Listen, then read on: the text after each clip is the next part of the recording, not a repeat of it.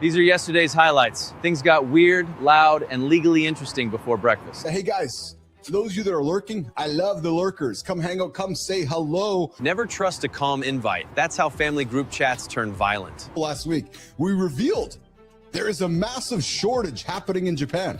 And Jimmy is trying to plan how to get there and plug the holes. Jimmy heard Japan needs help and started packing like a horny intern. Yeah, every pun intended, plugging holes in Japan. And we're officially one sentence into airport security interview territory. Yes, alcoholics are liars. That turn was faster than your uncle going from jokes to divorce court. I spend 2 hours every single day with that man. We're both like in this character kind of funny mode. Every office has two guys like this. Then the meeting starts and nobody trusts Excel. And just having some fun in the morning and, you know, maybe some exaggerated versions. And then we just sit down for like regular business meetings. On whatever fucking landscapes around you. That's true. Hang around idiots long enough, you start talking in caps lock. Right? And often you got to stay at 0 to 1 and then 1 to 2. And I don't mean that in a negative way, but I mean it just in a simplistic way, because there's so much value in just stripping it right back. Every man says that, then adds 9 tabs, 4 apps, and a cold plunge. And it's a skill that you're so good at. It's basically a done-for-you, fully done-for-you peptide business. That sounds like a business opportunity and a pending subpoena. Meaning you have an investment and you don't have to fucking front anything. That's how two friends accidentally co-own one LLC and 6 arguments. So, and I think when it comes down to it, you know, these people that we're kind of doing our test with, your head on that, they know me, they know what I represent. It's very easy for them to bet on me. You know, if somebody wants to get in this space, they don't know how to get started. They don't know who to get a supplier from. They don't XXX. You're saying I've handled it all for you. It's done for you, literally. Men hear done for you and suddenly forget 4 previous disasters. It's like when they put it out, it's like they knew he was passing. We have heart attacks all the time. They're just so little. That's also called opening your banking app on a Tuesday. A research University of Toronto, Mississauga just published a landmark review that analyzed more than 300 scientific studies, and their conclusion is going to hit different. The libido gap, not biological, not hormonal, it is learned. Nothing humbles a man faster than hearing he might be the pattern. Yeah, it's the result of early sexual experiences. And for those early experiences, Johnny, for women, most were not good. A lot of dudes just got attacked by memories they called confidence. Up to 55% of women report sexual difficulties, and according to the research, the difficulties trace back to the earliest experiences. Well, that body thing makes sense too, because we're fucking fatter than we've ever been. John attacks a topic like your uncle attacks a buffet. Dude. Yeah, you know, like if you look at the restroom, what does it say? Oh, that's a good fucking question, Anderson. Women. It's women. We really paused life to argue with a bathroom sign. Very productive. Woman is like, but you'd think that's a singular fucking bathroom. But I mean, is it kind of a trip? This is like this little glitch in our language that nobody really catches. Fuck, I had one pulled in. It was a lure this time. It was a little fish that was swimming. Fishing is just men getting emotionally manipulated by something with worse credit. Yeah. You know, can you imagine if some fucking, you know, let's put that in scale, you know, like some 120-foot fucking creature pulls us out of the fucking out of our fucking orbit. That's every bad manager. Same energy, less ocean. Into his. Yes. And then throws us back. Even doesn't get us back fairly quick. You know what I mean? But we make the fucking laws on this. Who enforces the rules out here? We call him the governor. The mayor. And he's one of my neighbors, the fucking sweetest man on the planet, George. You know? Yes, and then he looks at his controls. He's like, fuck, I'm gonna move it over again. That dude's committed to his job, that's for sure. Because if you're in a bad mood, and if you grew up with this dude, like in sync and bye, it'll probably just make you giggle, man, because it's just one of those moments like, we make a mistake. Good thing he didn't hurt anybody. That's the nicest possible version of, bro, call an Uber.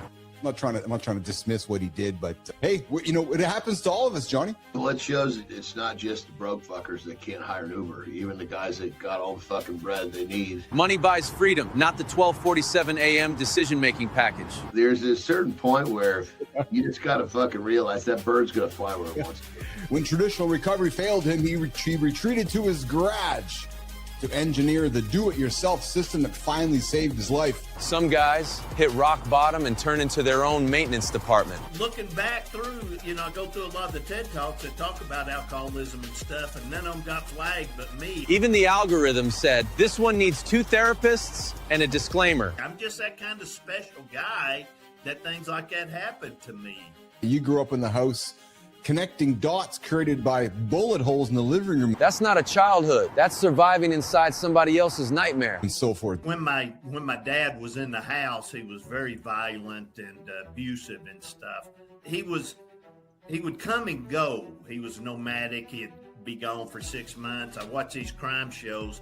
I'm getting a little off the subject, but they say, hey, how come you didn't report this guy's missing, and we never reported our dad as missing. He'd go and be gone forever, so that always strikes me. But anyway, he was very violent, and he would shoot guns in the house, threaten to kill us and stuff. And yeah, just draw on the wall. As a kid, that was normal to me. Kids will call anything normal if rent is due and nobody explains shit. It was, and he would go into DTs and lock the house up, close the curtains, and go listen to the banister, hear people talking about him and stuff. And, I never knew I was being held hostage. I was watching guns smoke and everything was good. So it's just, As far as you know, it was that was normal. a normal childhood. Isn't it just shows? Didn't It's think crazy. nothing. It shows what we can adapt as normal. That's why some grown adults joke through pain like it's a Costco sample. But it wasn't until I joined the military that I really realized that, hey, my life revolves around alcohol. It's everything I did pretty much. Let's go to the club, let's do this, but it all had to do with alcohol. Hey, let's pregame before we even go out and drink. And one of the things, I wrote this book back here, Alcoholics Are Liars. That title sounds like Thanksgiving with 3 DUIs and no apology. And that's one of the lies I told myself. I won't keep alcohol in the house. So John, get this rap sheet. 2 divorces, 30 years of drinking, a borrowed car wrapped around a sign pole. That's not a rough patch. That's a whole decade wearing bad ideas. But when I had the car wreck, I was out bar hopping like I always did. That, normal thing, blacking out. And that's what I did. I blacked out. So I ran into that is a divided highway sign. I'm telling you, folks, this was a God thing. I ran into a divided highway sign. I had to look at myself and say, I'm either going to be dead or I'm going to be in prison with my son. That sentence just sobered up people who weren't even drinking. And who's going to support him if either one of them happens? So I've got to change. Writing is an exercise for the mind. If you think it, ink it. Corny advice stays alive because annoying little basics keep beating everybody. And words change your life. It's like what you say to yourself. And when I did that right there, found things in my life I could be grateful for, that changed my life. It was a proverbial, weight lifted off the shoulders. I believe in that affirmations. I am, and whatever follows, that's what you are. And that was going in and saying, I'm an alcoholic. And, I wasn't. I was a father, an uncle, blah, blah, blah. You fill in the blanks. Like I said, that alcoholism was something I suffered from. That was not my identity. That line just helped more people than 40 fake motivational LinkedIn posts. And who I was. I didn't like that. I also didn't like the fact that I was powerless over it. I got myself into this. Don't blame me. Because I got a really addictive behavior pattern, but I own this because I'm blessed with my addiction because I attach my addiction to constructive shit. That's man code for I finally pointed the crazy at push-ups. Thank God that I have this behavior pattern, because if I don't have it, I'm not me. It just took me a little while to learn how to use it, this superpower. Well, I will say that those first drinks are a choice. After that, then it does start turning into an addiction because it changes your brain. And it took a year for my brain to clear out and start making different neural pathways so I could think different. They still go to AA meetings, and they're in there for 12, 13 years, and they've been sober the whole time. I got to go to these meetings to stay sober, and that's not right. You are not that weak of a person. Some people need a hug. Some people need that line screamed through drywall. You cannot live your life in avoidance. You got to be able to go live your life to the fullest, not be afraid to go into any place. When you know, there's nothing anonymous about alcoholism. When I was out there womanizing, fighting, getting drunk, wrecking my car, what was anonymous about that? So you can't be anonymous in your sobriety either. You got to announce it out loud. Yep. Secrets get stronger when they're fed in silence and denial. The others, that was like, one beer's not going to hurt you. Yeah, come on over. Let's have a shot. That's not going to hurt you. Those are the people I had to separate myself from. That part hurts. Sometimes healing means your phone gets real quiet. Yes, exactly. And you know, I will throw this out there too. I had kidney cancer, had to have an operation, and you know, I'm cured from that.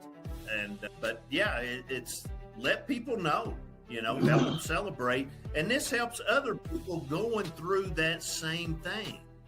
You don't know what that does for somebody else. I love my son unconditionally. That will never change no matter what he does. And his rehabilitation has not been in the prison system. It's been during our Sunday meetings and our Sunday talks and stuff, because prison is human storage. That's all it is. That line is so cold, it just shut down the whole room. Like I said, gratitude. I begin my day with gratitude. I end my day with gratitude. And part of that is thanking God for what he's given me and what I have in my life. We hold grudges too long, and all that does is puts poison in our vessels and rots us from the inside out and turns us in. It's like you got forgiveness on one side and you got holding a grudge or regret or whatever you want on the other side. And that side of the fence is like fucking drinking rat poison, hoping that somebody else is going to get sick. That's every grudge, every toxic ex, every Facebook comment section. All right, this one is really powerful, but so many people have a hard time grabbing a hold of it. So hear me out. See, our brain is this it's like a supercomputer. It's so powerful, but you've got to learn how to control it, because it's gonna work no matter what. The question is, it working for you or against you? So you see, we have this really, really powerful tool at our disposal that we kind of let go to waste. Most of us don't recognize how powerful this supercomputer is. So the tip is this: be careful what you think about, because when all the dust settles, you're going to get more of what you focus on the most. Which explains why some people keep rebranding the same bad year. Snoozetracker.mornings.live, snoozetracker.mornings.live, the only snooze tracking application in the world, which will show you how much you are wasting your life away by just snoozing. Now, it's not the tool, it's the freeze. Men confuse hesitation with caution, and that lie gets expensive. That's how garages end up full of dumbbells, ring lights, and unfinished plans. Johnny, I think we're going to go through a space here where there's a lot of dudes being left behind because they're still stuck on the couch. True story. It's not a future thing. This has been happening from the fucking beginning of time. It's just the problem is becoming more popular. It's becoming more accepted. It's becoming okay. If you are putting energy into escaping what you're going to do for 40 years. That sentence just hit every guy fake laughing through his lunch break. Yes. That's not a very good fucking plan of attack to your life. But we have fun. Wow. You know, we get dressed up and we decide which car we want to take, and we go have a pokey. She was scared to lose her job, and she was ready for me to fucking come unglued on her. She was so fucking geared towards, you know, and this is where people fucking live. It's like, Jesus Christ. We never want to say we can't. We always want to say we want to find a way to help the customer. Let me make the decision, not you make the decision for me.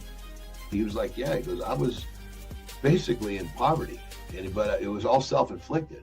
He goes, and one day I decided to stop smoking dope. So I just committed to my shitty job, And he goes, it was only 6 months before I was the manager of the fucking place. Turns out showing up consistently still looks like black magic in 2026. Like, that's some sort of a fucking trophy. Yeah, And yeah. if someone is fucking honest like you were, I'll come and support this shit. Yeah. Dude, it goes, the viewership just went bananas when you were on. So I was doing this podcast, Muscleman's was doing this podcast with me, and there was me and a few other high-level dudes, and right before we started, whoever the man in the controls was, fucking quit the project. Oh, and we're like, oh fuck, man, and we're like so queued up and ready. You got to be honest with me, because if you fuck this up, we're both gonna look real bad. And so I brought him on board, and now, dude, he just went from driving a fucking forklift every day to doing what he dreamed about, all because he started a fucking podcast. Just kept fucking doing it. What struck me when I met him on Friday with you guys, his kindness. Like, his kindness just reeks through the camera. I like, in the first few moments, I could, like, and kindness is really important to me. It's really important. I can tell how kind he was. Like, he grew up in one of the seediest fucking hoods in Northern California. So here's the deal. Hear me loud and clear. Your digital clone is coming to work, and it's already got your permissions. Perfect. Now fake you can wreck Real Yule's inbox before lunch. Like, honest to God. $2 for the fries, $6 for the fruit. What the hell are you buying? Well, the thing about it is that now, unfortunately, the fucking fruit, it doesn't even taste like fruit anymore. Yeah, well, that's because for the longest time, Johnny, this is what health was to us growing up. These fucking fortified by Barney Rubble. How pounding Flintstones vitamins like Tic Tacs gave Gen X.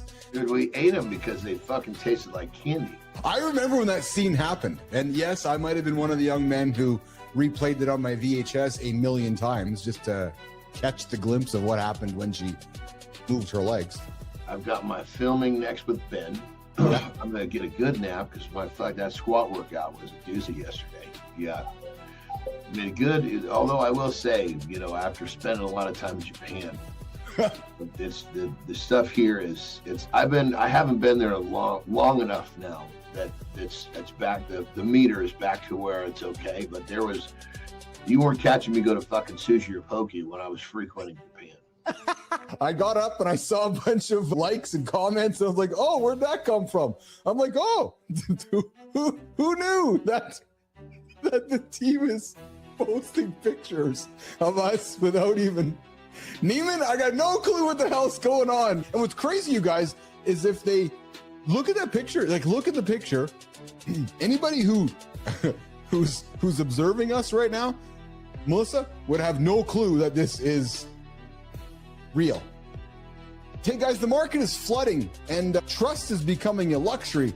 Maybe live is the new status. Maybe trust is the new status. Maybe live is the new status. Because as we continue to move forward, into a world of synthetic, AI-generated, whatever kind of content we want to call it, the content world is unequivocally splitting in two. You got the one side, and we're already seeing it, the AI-generated infinite output. Now, near zero cost production. Because every time a technological leap floods the market with good enough, AI is about to raise the noise floor one more time. It's this idea of the human touch becoming a luxury. In a world of synthetic everything, live humans, live conversations, interactions, engagement turns into a luxury. They're investing in a trust asset that appreciates as the synthetic content expands. As you go through your day, as you go through your business, as you keep building your business, are you looking for more volume? Is it volume? What is it? Volume or is it value? That was the last hit. Full show is up next. And yes, it gets weirder.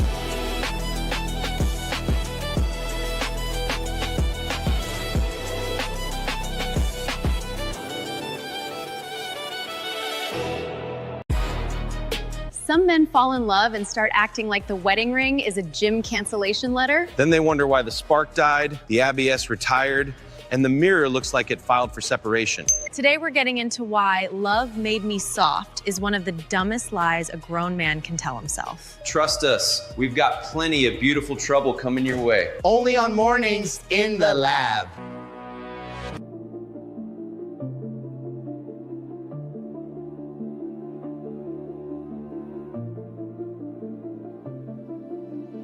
Good morning and welcome back to Mornings in the Lab with Keith, John, and friends. Your live morning show for real talk, motivating content, and entertaining conversation designed to help you start your day with some momentum. Come check into the show. Come say hello. Mornings.live over on the Mornings in the Lab Live Network. Come hit like, come hit subscribe to show your proof and build your streak with us every single morning. Yeah, true story. Look in mymirror.com because every single day we need to go look in our mirror.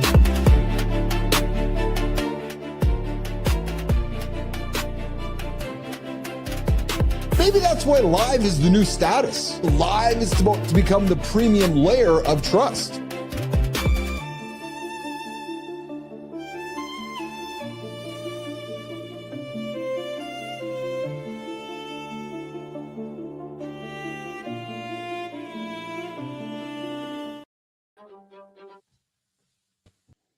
All right. Fellas, love. Hey, fellas, love is not supposed to make you weaker, softer, slower, or fatter. I'm just saying it, or easier to ignore. If anything, it should make you tighten your game, tighten your belt. Yeah, raise your standards. If anything, it should make you tighten your game, raise your standards, and stop moving through life like a tired beanbag chair. We're going to get into all that today with Brianna Bass with no safe words. But first, you know what I like to say? I like to say something that goes like this. Good morning and welcome back to Mornings in the Lab with Keith, John, and friends. Your live morning show for real talk, motivating thoughts, and kind of conversations that will slap the sleep right out of your system and get your ass moving with purpose. Yes, nation, this is an R-rated experience. If you missed the opener and you didn't see the R up in the top left corner, well, you didn't put your contacts in, you didn't put your glasses in, or you didn't get the warning. It is an X-rated, R-rated experience. We talk about everything that is going to offend the parents. Yes, so children, text the parents, kick them out of the room because this is a kid's show. Yes, Neiman, we're changing the script. This is no more for the parents, this is for the kids. Yes, so parents, get out, kids come in because we're looking to build a show for the future and the parents are dying. Yeah, the parents are just getting old and hitting on the couch. And hey, kids, come on, hang out with us, aka old school Conan O'Brien stuff. Hey, guys, and if you're lurking in the shadows, I see you out there. You know who you are, and I appreciate you. I appreciate every single one of you who tunes in, hangs out with us, either live or on demand, and it is very kind. But hey, if you got nothing to say, that's fine. If you got something to say, come say it. Come say it in the comments. Come say hello. Come do a subscribe to the channel. Come jump in the comments and tell YouTube you like the show. And if you don't like it, well, tell it that too. But if you don't like it, go watch something else. Yeah, I'll give you the invitation. I'll open the door and I'll walk you out. True story, because we are not for everybody. Hey guys, we got the poll. Yes, we got a poll every single day on our app. What's our app? Mornings.live, Mornings.live, the only app to help you get up and get your day started. And what can you do with it? You can check in, show your proof, show you're up and at it and getting after it. And today we got a poll there like we do every single day. What is the most rewarding part of being a parent? Hey, what is it? Is it watching my kids grow and succeed?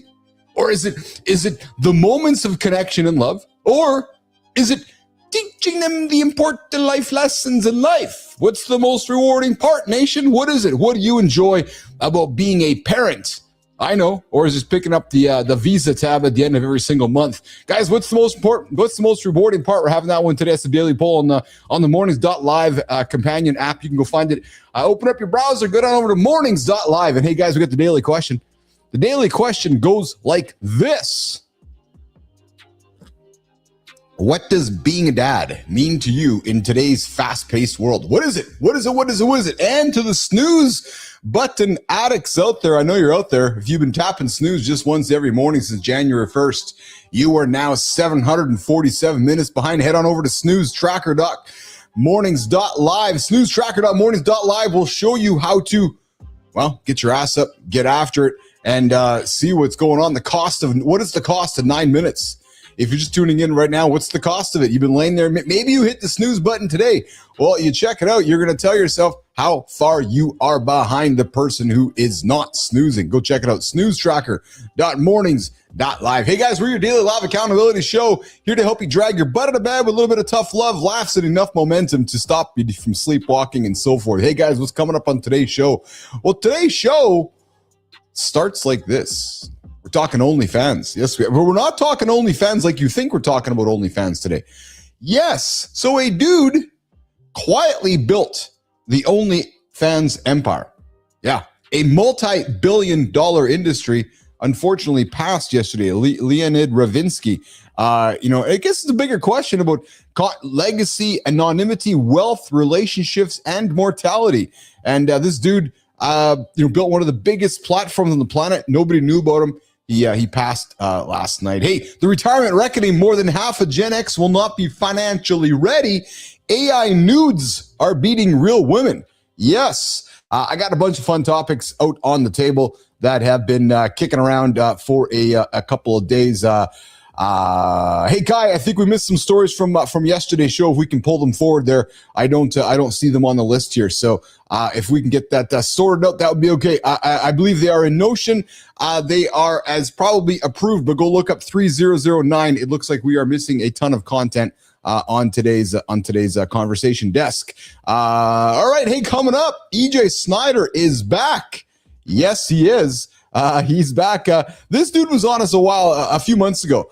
This guy goes way past the survival guy headlines. We're going to dig into the bullied kid, the military grit, the personal losses, the comeback story, and the hard-earned edge behind the legend. And of course, coming up on today's big show at 9 o'clock Eastern time with Brianna Bass. No safe words. Yes. Hey, here's the question. Why do we all just get a little husky after we get into a relationship? Why is it? What is it? Is it just, she loves me, he loves me, I'm going to have the little extra croissant? Oh, he loves me, so I'm going to have the donut tonight. Or do you think he'll mind if I crush the whole pizza? Well, I don't know. Or more, it's like, buddy, you're sitting on the couch, your gut's hanging over, and you're wondering why your wife's not having sex with you. Well, maybe, you've let your love destroy your fitness. This one's going to hit hard, and it's going to hit people right in the comfort zone. We're going to rip into the lie that love, marriage, and fatherhood are excuses to let your body, your standards, and your edge go completely to hell. Man, is it just me, or does it happen to all of us? Perhaps me included over our lifetime.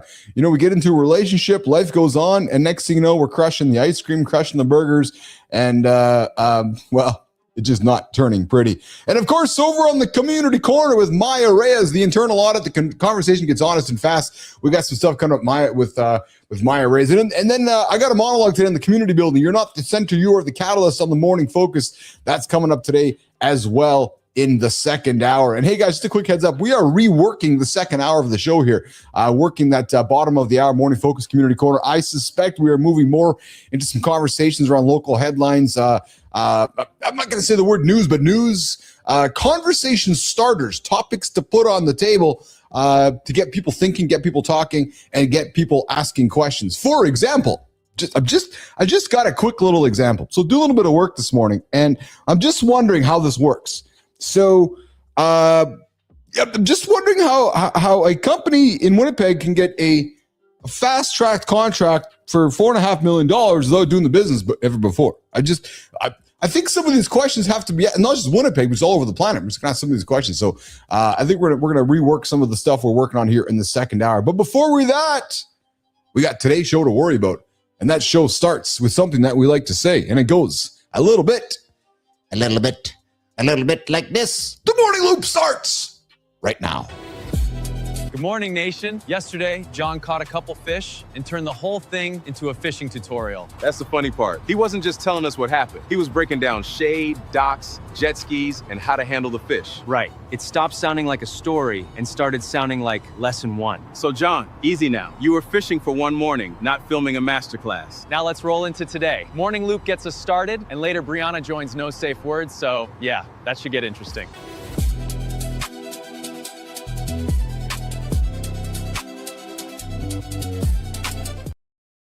All right, all right, all right. Johnny Anderson's on the way. I can see him out there in the distance. Oh, I do. Jimmy, I think he's way out there, right? Yeah, I see him coming in. I expect he'll be here in, I don't know, probably a couple minutes. I can see. It's hard for me to tell what he's in though. I'm having a real difficult time actually seeing what he's driving in today or what he's wearing. To those of you who don't know what the hell I'm talking about, every single morning Anderson shows up with a different ride, different outfit, and we love to celebrate it. His arrival is about in the next minute or two. So looking forward to seeing John Anderson show up in the lab and to see what he is wearing. Hey guys, we got a phone here in the lab. What's a phone? Yeah, it's something you actually pick up and you go tuk tuk tuk tuk tuk tuk tuk, just like that. That's what or if you grew up like me, I did, it goes. The rotary dial, 431-300-3005. The phones are open. Yes, you can come give us a call, 431-300-3005. It's the only way to make a live phone call and join this live morning show experience where we get after it every single day, 8 o'clock on mornings.live, right here on the Mornings in the Lab live network. Of course, 7:30 Eastern time, Matt Roof starts the show, starts the network, and Cheryl Whitaker gets after it on Wednesdays at 8:30 Eastern time with Shake and Whitaker. We should catch up today. And we got Jason Hewlett, of course, joining us on Thursdays. Hold on. What's that? Jimmy, Kai, there he is. I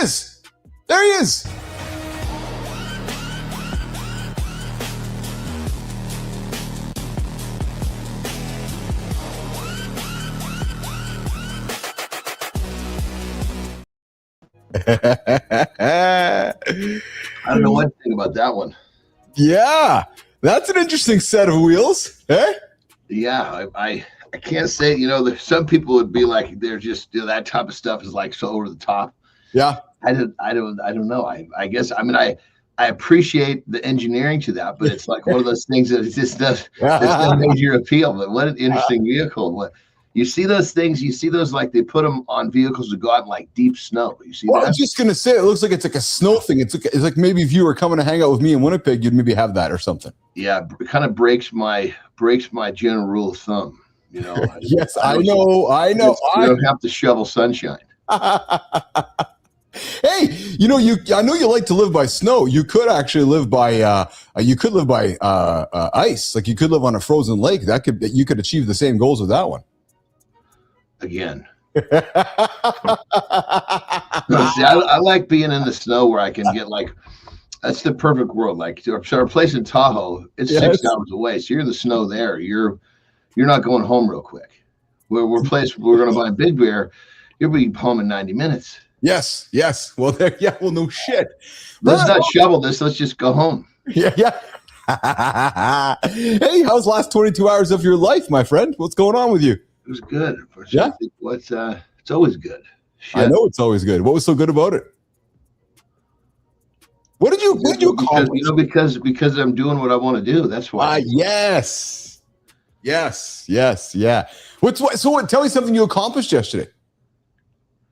And actually, hold on before you answer that. That's actually a good question to ask and answer because, as we have our audience, it makes people think because we're so caught up in being busy. Go with me for a second. That sometimes we just don't. No, I was totally on the train of thought with you. We were thinking totally alike. I mean, my answer had already started to formulate, and it's in the vein of what you're describing. Yeah, because we everybody listening, Johnny, we get sort of caught up in being busy that nobody ever asks us. So what did you accomplish today? And when I mean accomplished, I would reckon, Johnny, that means like done. It's like you look back and go, I accomplished it. Like it's like for me, when I think accomplished, I think develop. Okay. Yeah. Because accomplish is you getting things done need to be done. That's great, but that almost ties itself to busy work. So I don't know if I fully agree. I think maybe you're playing with semantics. I think I would see an accomplishment as a mini milestone towards a bigger goal. You know how I feel about goals. Like I think they go in the direction, but I like the idea of an accomplishment because to me it feels like the bow has been tied. Right. So it's what type of accomplishment are we talking about? Are we accomplishing developing something into a bigger, better thing? Or are we talking about accomplishing something that you're going to end up doing the following Monday because that needs to be accomplished, but there's not a lot of change in what you're doing? Yeah. So, okay, that's fair. So I think we are talking semantics. So for me, it was like I got one sentence. If I was to be very simple with you, because I know that's how we like to operate, I got one sentence in a series of 20-sentence paragraph. So yesterday I was like really happy that I got a 20-sentence paragraph I want to get done by the end of the week. using an example. I got 20 sentences to do. And yesterday, I took the time to finish that one sentence. It was a tough sentence. I had to have a lot of people involved in it, but I looked back at it and I feel quite accomplished because I finished that sentence per se. Right? Even though I know the whole paragraph is not done, and I got to go to it today to work on the second sentence and the third sentence, but I wasn't celebrating perfection, wasn't celebrating that the job was done, was simply celebrating that, yeah, I fucking moved the needle up the mountain today. There you go. There's the other metaphor. It's like I got to the next base camp, Johnny, right? There's the accomplishment. I got to base camp. We're going to sleep here again tonight, and we're going to get to the next one. So that's how I would view an accomplishment. Okay, so let's use base camp. So Okay. going to the next base camp, that would be developing your climb to the top. 100%. Yeah. So Staying the night staying the night over and over at the same base camp. Yes, you're accomplishing, you're living another day, but are you developing? You're not. Does that make sense? I like and we are talking semantics, I agree, but the idea of when my mind goes to what did I do? Yes. I don't think of the weekly check-ins that I give my clients. I don't think of, checking to make sure that payroll is done properly. I don't think of all these little things. I think of, yes, I developed my Done For You program more yesterday. Yes. Yeah. Yes. Yeah. It's the creation. I think of what do you accomplish? My mind goes to what did I create? Yeah, so I agree with that. I think for me, again, I love this conversation because it's because often, and we've talked about it on the show, often we get caught up in words and words don't move us forward. Often it's funny. I was talking with Carter about this a couple of days ago, and he's like, "Yeah, I heard a story about some dude," and he took the page into me. He goes, "Like, Dad, I don't know what the point of that. I don't know what the point of this guy saying this thing to something else because it didn't move something forward." And that's really what we're talking about right now. Is that when we talk about busy work, I don't know if it's moving life forward. You might just be spinning. Right? If you can focus on what was your accomplishment, what did you develop today? Right? Yeah, and I think if I can get into spinning. Yes, I'm still accomplishing shit, but I'm not developing. I'm not creating. I'm not happy. Yeah. No. Hey, I'm with you there. Absolutely correct. Yep. Absolutely. Hey, we got EJ Snyder hanging out with us again, brother. He was supposed to be here last week. A little bit of a mix-up, but the guy who had his nuts sewed up in the swamp there. I think the one dude that might be actually more extreme than you is going to be on the show coming up today at the bottom of the hour. He's got an announcement. He's breaking it on our show here today. So, hey, I got a vulnerable question for you, and it's related to a story. But Johnny, new research in the International Journal of Sexual Health suggests that nearly half of men have experienced, we're going to open her for this so you can comment on it after, have experienced pain during sex, yet many do not tell their partner. 50% of men deal with pain during sex and say nothing. Half, and they won't even tell their partner. The stronger a guy believes in traditional masculinity, the quieter he stays. Toughness is hurting people where they're supposed to feel safe. Keith's gonna have a field day with this research. John's gonna need the cliff notes. Yeah, so you experience pain? I mean, there's been plenty of times that I've been in a sexual situation. I've had pain, but it's in the vein of the pleasure for my partner. So I'm fucking overlooked that in a heartbeat. Just fucking happened last night, for Christ's sake. Yeah. I think when I found this one, when I found this story, it was so much just, again, it goes back to, and you've talked about it before, is that it's like, dudes, it's have the conversation with your partner. If there's something wrong, then talk about it. Like, don't hide it. This is not a performance. This is not a porn movie. This is not we're not performing for anything. If there's some challenges, deal with it. But I like you, I experienced pain from time to time? Sure, but nothing that I'm like not telling nobody about it because I'm too embarrassed about it. When I read this, I'm like, I almost wanted to say, men, like, fuck off, man. Like, come on, stop being pussies. If you got a problem, I'm gonna say, at what fucking point are we gonna sit here? The whole, because it's like, fuck. It's such a slippery slope.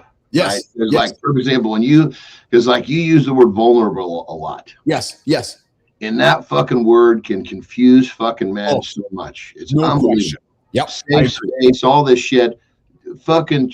Don't be a pussy and attach yourself to this stuff. Be a fucking man and understand that it means being manly on both sides of the fence, not, I need a safe space. I'm going to be vulnerable, so I'm going to lay down and be a bitch. Shut the fuck up.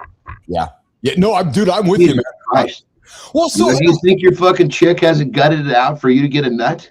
bingo. God damn it. I think for me, so I appreciate you calling me out when I say maybe like a few years ago when cannabis started becoming I wasn't trying to call you out specifically. No. I'm glad that you did though, because I there's a couple of words that I use regularly in my life, and I use them on purpose to try to keep people reframing their thoughts around it. One of them is cannabis. I hate the word pot or stoner, so I try to use a word that. I know. I don't like the word pot either. I don't know what it is. Right. And I'm with you. So I like the word vulnerable. However, I don't like how it's become performative, overused, and misunderstood, because to your point, sometimes it's like, come on, man, stop being a fucking pussy. Let's embrace some stoicism. Let's embrace our own mirror. Let's embrace some responsibilities. Let's embrace some of what we are, and let's move forward. Right. And, and I found, let's go back to the guy yesterday, our guest yesterday on the show. He's like, I could tell he was not really a vulnerable person, but he's like, no, I got myself into a situation. I'm going to get myself out of it. I appreciate that kind of attitude, frankly. I think I said that actually. You said that. And so, yeah. And I think, no, so did he, because I asked him why he didn't like AA. Because we were talking about AA, and I was giving my opinion. That's right. You're absolutely correct. Yes. Yeah, he totally agreed. Yes. Yeah. Hey, Johnny. The idea of vulnerable, I think in general, not talking about us. Yes. Not talking about the way you use it. Yes. But in general, if people take it one-sided, like, this is gonna be a bitch. Mm-hmm. I would agree with you. So if I talked with, so I know my dad listens to the show. I love you, Dad. And my brother, I think if you talked with my dad and my brother about vulnerable, they wouldn't embrace they would look at you and I like a little bit confused by the conversation about it. And I don't mean that in a negative way, but it would not be a conversation of comfort. Right. And which is, to me, being vulnerable is Johnny, vulnerable, being stoic. I think you can kind of interchange them in many ways. Somebody who's vulnerable can be stoic. Somebody who can be vulnerable, stoic can be vulnerable, using those skills to move forward, not to to not get caught in a space, just spinning your wheels in quicksand, so to speak. Right. So, nearly half of people in our generation, Johnny, will not be financially ready. The retirement reckoning, more than half of Gen Xers might be struggling as they're moving forward with life. Jimmy, let's run this clip. Part of the plan, baby. Yeah. 54% of Gen X says they won't be financially ready to retire. Over half the generation. Let that sit. They think they need 1.57 million. Most have saved 2 times their salary. That's not a gap, that's a canyon. Kids are moving back home. Parents need help. Savings are gone. Keith's got the full breakdown. John's probably Googling what a 401 is. You said it, man. You absolutely said it, which is part of the plan, right? Yeah. It's real easy to fucking keep people online when they're scared, and you have a way to help them. Yes. Yeah. Even if the way you're going to help them is really not the best way, they're going to take a way. They're going to take, when someone's drowning, they're not grabbing the fucking best life jacket. They're grabbing the nearest life jacket. Oh, well said. Well said. Yeah, hey, Johnny, if you can maybe just move your mic a little bit closer to you. I got Jimmy coming back to me saying that your audio is a little bit different. I wonder if it's not. Let me see if it got pulled off of the my. Oh, you know what? That's why. Bam! What do you think now, Jim? Come on. Oh, yeah. There you go. Oh yeah. It was. The fucking thing was, it was up in the cameros where I was picking me up rather than right here. Well, dude, where have you been for 24 hours? Oh, I love it. Hey, so I've put this dude on the show before, but I always like putting this out here because it's important. NVIDIA CEO Jensen Huang. And I've been talking to my kids. You have kids, Johnny, so this is important for us, man, and important for you to pay attention. This is about a minute and a bit.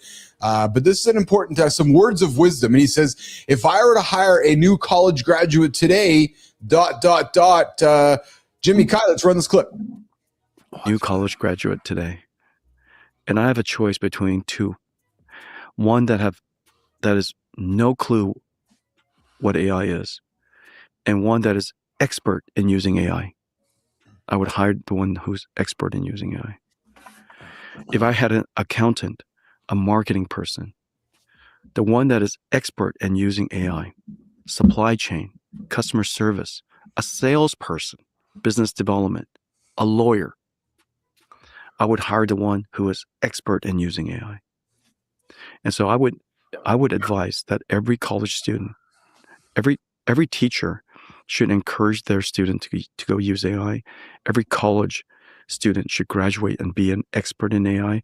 And everybody, if you're a carpenter, if you're, electrician, go use AI. I know Go it's see obvious, what it can John, but do. not as obvious to everybody. And I know you and I were talking about it, and I'm going to make an assumption here. You probably would not be as close to the conversation had you not been hanging out with me for the couple of years. But I'm telling you, man, like it's I'm going to keep talking about it because I know that people listen to what we have to say, but this is important. Like our kids need to know this shit, brother. Right? Well, put this in context that the average man can understand a little more. But it's like saying, if you're a carpenter, you better fucking learn to use these mechanical nail guns because they can drive 100 fucking nails, 100 more nails than the fucking hammer. Because if you don't, I'm going to hire the company that uses the fucking electric nail guns. I got nothing. That's the best fucking explanation ever, actually. Yeah. If you're going to keep swinging a hammer, you're going to be fucking working in your own doghouse in your own backyard. Yes. And you know what, Johnny? That reckoning is going to come to a lot of people because John and Keith go to a quote. Keith comes to the table with quote X. John comes to the table with quote Y. And your quote is so ridiculously different because you're able to complete my building in minutes instead of hours. Cost is different.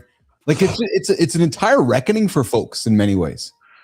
Yeah, I mean, because I think one of the biggest, I agree with that. I think one of the biggest disconnects with me was the fact that I've already got, when this thing started really hitting hard. Yeah. I've already got people that represent what this thing would be doing for me. Yes. And I understand. so it's like, but there wasn't that. I mean, there's definitely tasks that helped me with personally for sure. No question about it. But, had this thing hit 15 years ago when I didn't have, 13 people under my wing. Yeah. It'd be very different. Yes. Yes. But like what we're doing with Ben. Yes. He's going to be able to, he manages 5 people just by himself.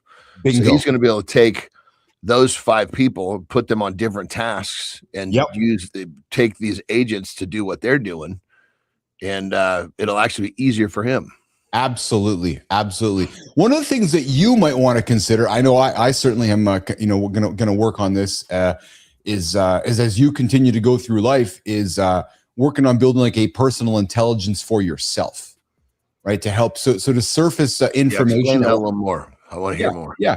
So you think about all the different outputs that are around your life that you can't even see, like just outputs of data, information that, the various businesses, stuff sitting in your email. Just like, I'm just thinking like the simple data points that perhaps could surface in front of you in a way to help you make decisions that maybe you can't see, right? So to simplify stacks of data that are not in front of you, obviously, where you're like, okay, I wasn't really thinking about that, right? So, or maybe you're seeing a trend in the peptide industry that you can't see right now in the supply. I'm just spitting with you right now in the supply chain side of that helps surface it for you. You get up in the morning and you get a little alert on your email, your desktop saying, hey, have you thought about this? You're like, shit, never even thought about that. It's just those little. 100%. And my brain goes 2 different directions, like analyzing YouTube statistics. Yeah. Yes. That would be one, because that's very black and white. But like in the peptide world, true to form, I got in and did things very differently than what's happening out there. Yes. So that would be that was kind of like I do with my coaching. So you could ask a question about my coaching. It brings back fucking garbage information. Yeah. Because it goes out because it gets the status quo. Yes. I try to avoid the status quo like it's the fucking plague of the century. Yeah. No, I hear you. But I'm wrapping my brain around there's that, I just need to not, because really those things where it's where I get away from the status quo, that's the authenticity of me part.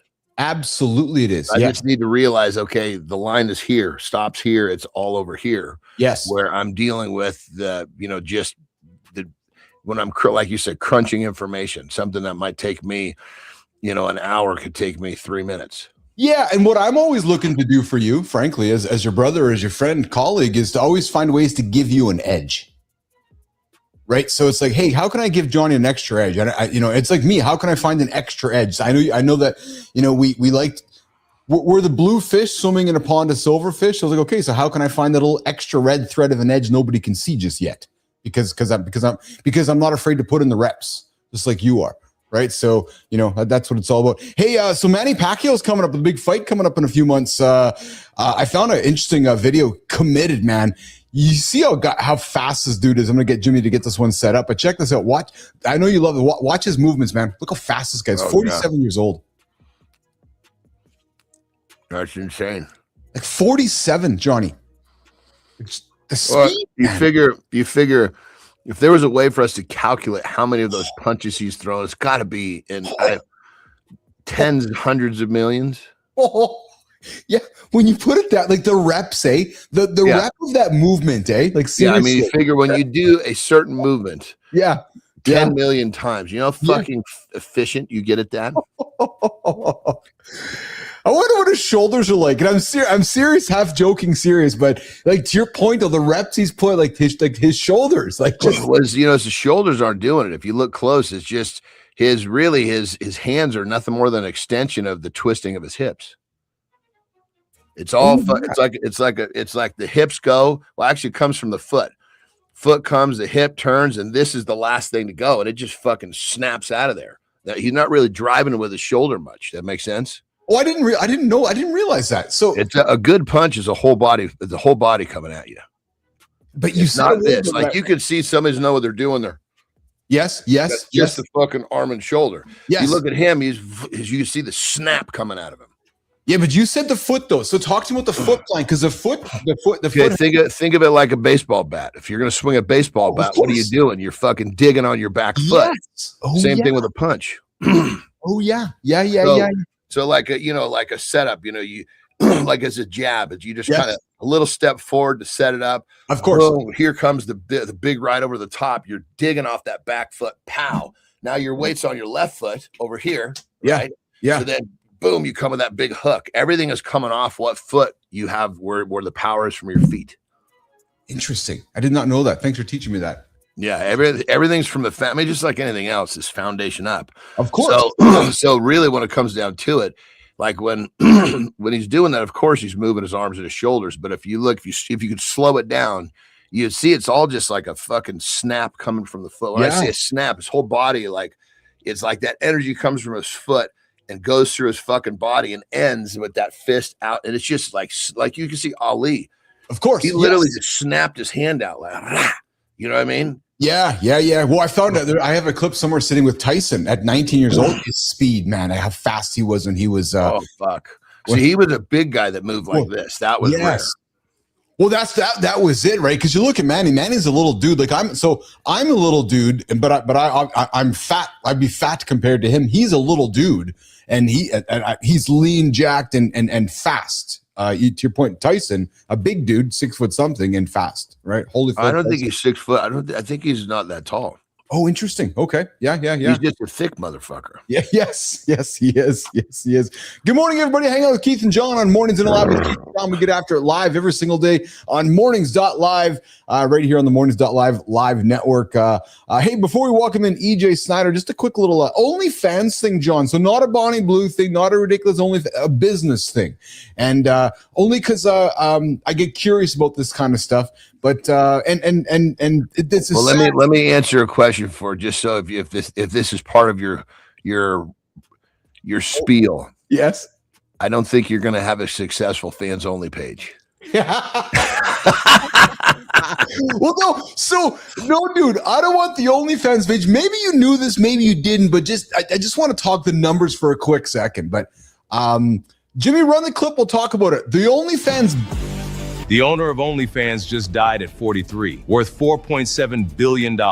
Nobody knew his name. 305 million users, $6.6 billion in revenue. And the man never did a single interview. $4.7 billion couldn't buy him one more year. John's definitely Googling OnlyFans right now. So, here's an example of you can have only so much. Like, money still doesn't buy you time, does it? Like, at the end, 43 years old, past just too young in life, man. Well, you know why this fucking guy was anonymous? Can you imagine all the fucking pissed off parents that are fucking coming to get this guy? Dude. Oh my God, dude. I didn't even know what fans only was, right? I was with my daughter somewhere. Yeah. Yeah. And I was like, what the fuck are these people doing? Yes. I'm like, yeah, Dad, that's got to be fans only. What is fans only? Yes. And they told me, I was like, holy shit. Yes. And and what's so crazy about this is how fucking simple it is. It's actually a website with people can upload sexualized images. He didn't even develop an app, John, because he didn't want to pay the 30% tax to Apple or Android. It was like, no, enough people will pay me through the browser. Like, their margins were in the 90%. Like, all fucking profit, dude. That's one of the things that's a really interesting concept because people think of business and they think, oh, this is going to be great. Yeah. And there are a lot of great fucking businesses that operate up like a 10% margin. Yes. No, thank you. Yes. You know how much fucking work you got to do to make $1 million at fucking 10%? Dude. I was at a buddy's restaurant on the weekend, and we were having some dinner, and I've been there a few times. I said, what's going on, Tony? An excellent rib joint, man, and I love his ribs. And we were talking one day. He's like, yeah, Keith, sometimes my margins without alcohol is like 1% to 2%. Like, holy fuck, man. Yeah. Like, that's a fucking large machine to operate for fucking 1% to 2%. Right? Jesus Christ. It's like saying, okay, John, let's get in the truck. Let's haul all this money over here. And then after we haul all the money over here, we're going to get 1%. Yeah. Yeah. Fucking silly, dude. All right, EJ Snyder. Sophia Grant has been patiently waiting for us, and so has EJ been waiting for us as well. I see him there, brother. I see you patiently waiting. Let's get him rocking and rolling. Sophia Grant, Keith Billis, John Anderson, EJ Snyder coming up right now on Mornings in the Lab with Keith, John, and friends. We've got a legend returning to the lab today. Army Ranger, extreme survivalist, and the founder of Freedom Pickles, EJ. Exactly. We're keeping things completely professional today. No distractions, just digging deep into mindset, business, and raw survival. I love that you two are trying to sound so serious, considering John spends half the week joking that you're secretly dating. Honestly, Sophia, you've got to stop bringing that up. He's not wrong, though. But John can call you a couple all he wants. He was the one obsessing over the stitch count on EJ's balls last time. So while John sorts out whatever that fixation is, EJ, welcome back to Mornings in the Lab. It's great to have you back. Well, number one, I'm glad the homos, my gay brothers, finally came out of the closet. Number two, anybody with a fucking scrotum that hears a story about somebody else taking stitches, you're gonna want to know how many went into that thing if you got one. I mean, God damn it! Can you think of a worse place to get a stitch? Let's bring him up. EJ Snyder, what's going on, brother? What's going on, guys? Thanks for having me back. That's awesome. Good morning, everybody. Yay, how are you, brother? The Pickle Man. How are you, pal? Good to see you this morning, brother. Good to see you. Doing good. Got Freedom Frank hanging out with me this morning. Yeah, we're doing good. Things are been going really good. I heard you guys earlier talking about some entrepreneurship stuff and business and percentages and stuff. And man, there's nothing for me more Americana than being a business owner. Something I've always wanted to do since I was I had my first paper route as a kid, and I figured out monopolizing, and I started taking over. Like, we had 5 paper routes in the town, and only reason you have to have a motivation, a purpose why you want to have a business. So for me, we had tough skin jeans as a kid. I remember those. Yes, so do I. And I was like, you get made fun of at school, and I was like, man, I want some Levi's. So how do I do it? My mom's working 3 jobs. Me and my kid brother are sitting here in tough skins. I'm like, you know what? I'll get a paper route. Only purpose was to buy a pair of Levi's for me and one for my kid brother. And so I started my paper route. I had, I think, 120 customers. Well, this other guy was wanting to go play sports. He wanted to give up his route. So I'm like, hey, I'll take it off your hands. And then I added another 60 customers. And I was like, man, I can't only just get jeans. I can get a jean jacket. Now, You know, brother, our childhood stories starting with the tough skins very similar. The difference was I went and hustled in the neighborhood. I would knock on doors. Hey, can I do some work around your place? You know. Yeah. So the difference is, I didn't take that money to go buy jeans. I went and bought candy. Candy, yeah.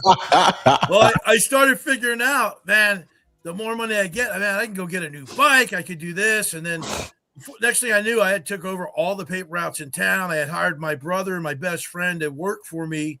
And the couple guys, I told them, listen, you give me your paper route, I'll give you 10%, 10% of what I collect for tips. And you could just go off and do whatever you want to do.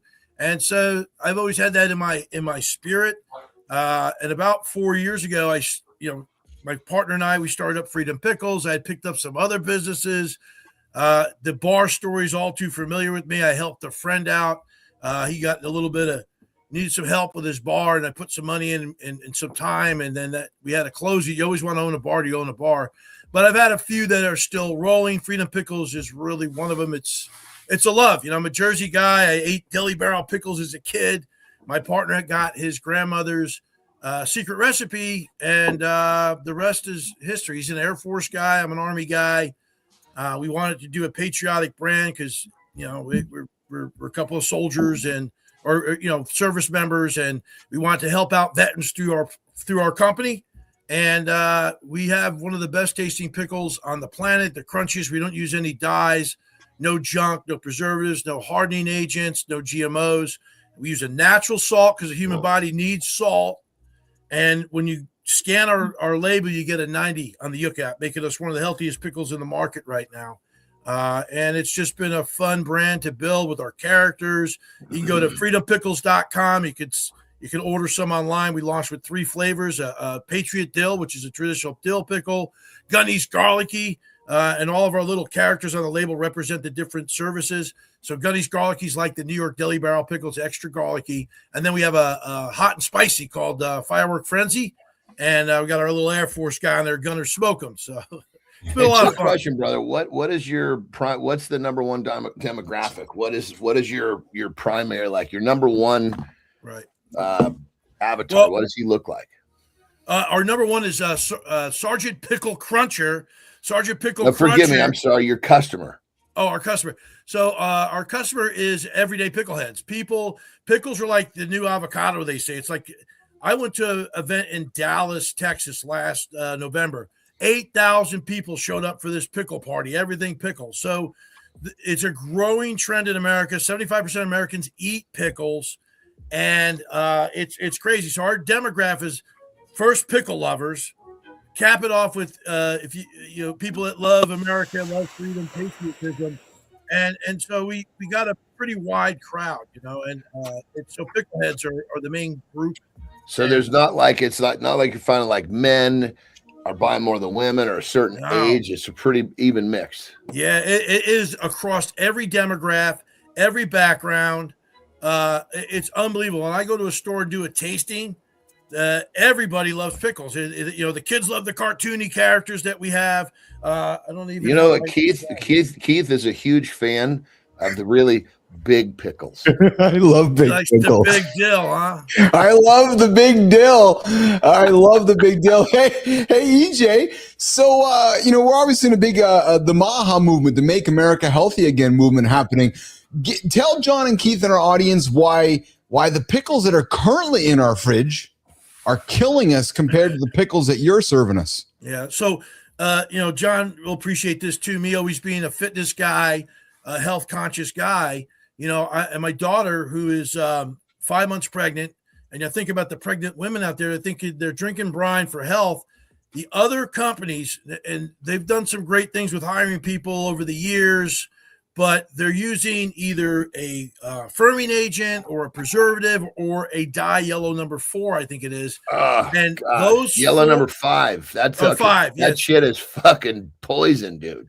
And so those have been known and linked back to cancer and other health issues. So here you think you're getting a healthy snack. People drink the brine to get back in the sport event. It helps heal cramps. Cramps real quick. But they're drinking really a lot of chemicals and garbage, And that's a problem. So when you taste that pickle, you're tasting a certain thing. When you taste one of ours, you can taste the naturalness. We locally source our ingredients, cucumbers, the dill, the garlic. Yeah.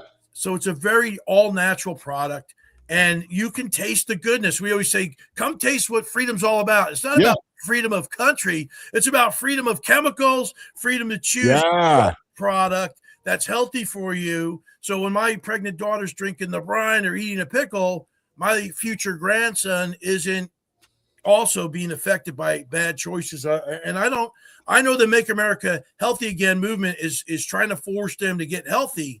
But what I found is they're all still using one or two of those chemicals still in the product. Because here's the thing, and I won't give a trade secret away of how we keep ours so crunchy in the color, but it's an extra step that takes at least a minimum of 30 minutes. And when people are trying to make billions of dollars, they don't want to go the extra mile because we all by hand, handcrafted. Yeah. Hey, EJ, John, maybe you guys both know this, and I suspect the answer is obvious to me, but I still want to ask it. We have major pickle companies that just leave pickles on the shelf counter compared to some pickles that are actually in the fridge. Okay, that is a thing. Real quick, before I want to make sure I understand, what exactly is a shelf counter? I'm sure he's thinking about the shelf. Like our pickles are. I'm just playing with his words. No, you're right. Actually, I said it to you. You're right. What is the shelf counter? Please help me understand what a shelf counter is. The shelf. Yeah. So there. Fuck Anderson. There are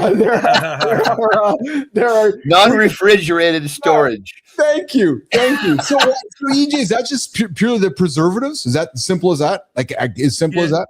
Well, what happens is we have a 2-year shelf life on our pickles, and pickled products can probably go way longer than that. But we had our stuff tested through the FDA and all that stuff, and so we have a 2-year shelf life once we're finished sealing the jars up, and it could literally sit on the shelf for 2 years, and you could still pick it up and eat it. If it's still sealed, though, correct? It's got to be sealed. Yeah, it's got to be sealed. Yeah. Once you open them, I like my pickles cold anyway. Me too. I always tell folks, put it in the fridge. Now, the ones that are in the refrigerated section, most of those are normally done in a process called fermenting. And so that we can cook ours, and the refrigerated ones are normally fermented. It's a different process, and those have to stay in the refrigerated section once they're fermented. Interesting. It's crazy, and when I play with Keith, it's all about having fun, right? Yeah. He used to come on in the beginning. He used to say to me, "Play with me, John." So now I have to play with him the way he likes. See, you like your pickles cold. Keith likes his pickles big and deep and hard. Hey, I had a pickle in my mouth when I was driving my Tesla yesterday. And Johnny, I got off the phone. Did you finally take that thing out from under the covers? Dude, and look what happened to me. Look what actually happened to me on the roads of Winnipeg yesterday. Jimmy, let's run this, man. This pickle was stuck in my mouth. I made a left turn and look.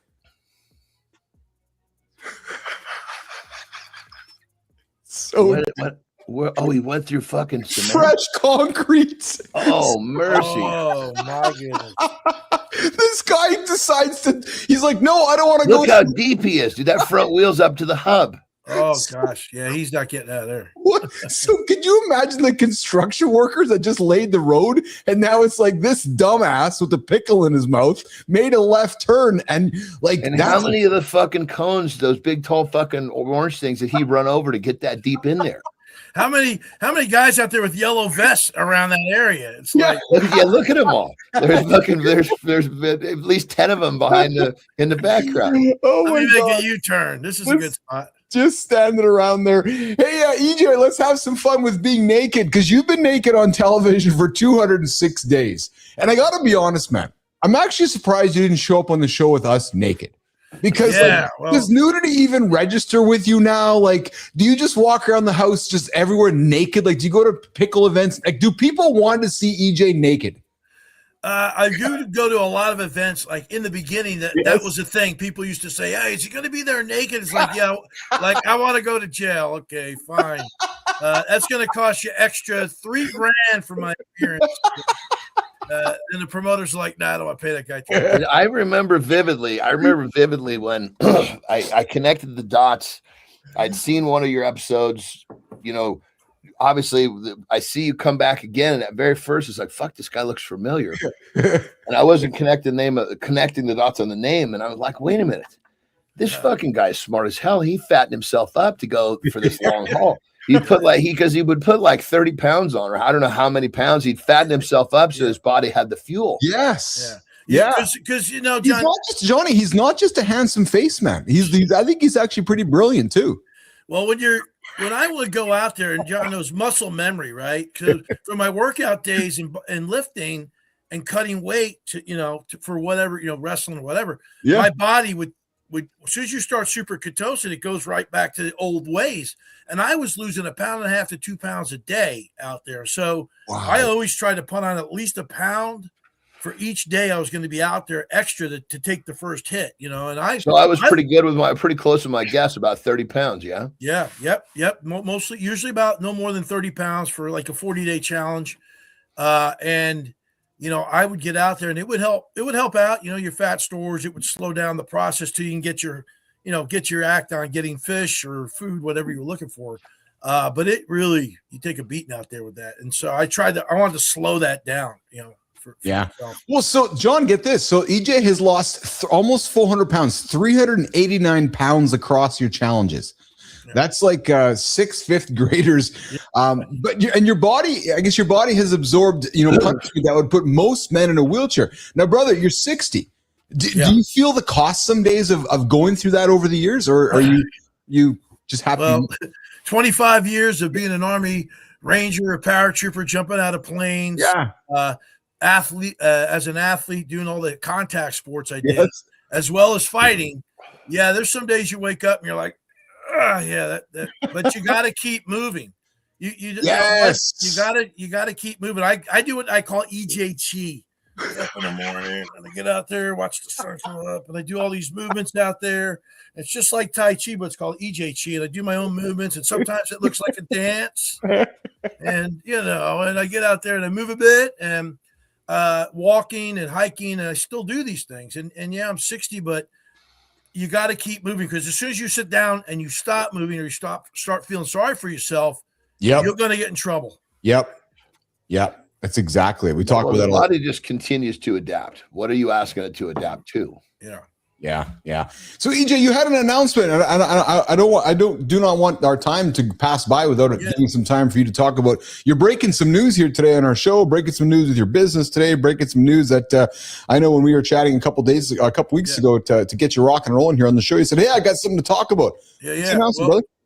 Well, we over at freedompickles.com, go to www.freedompickles.com. We just started our Special Crunch Forces. It's a elite pickle club where you get over there and you join up for a certain fee.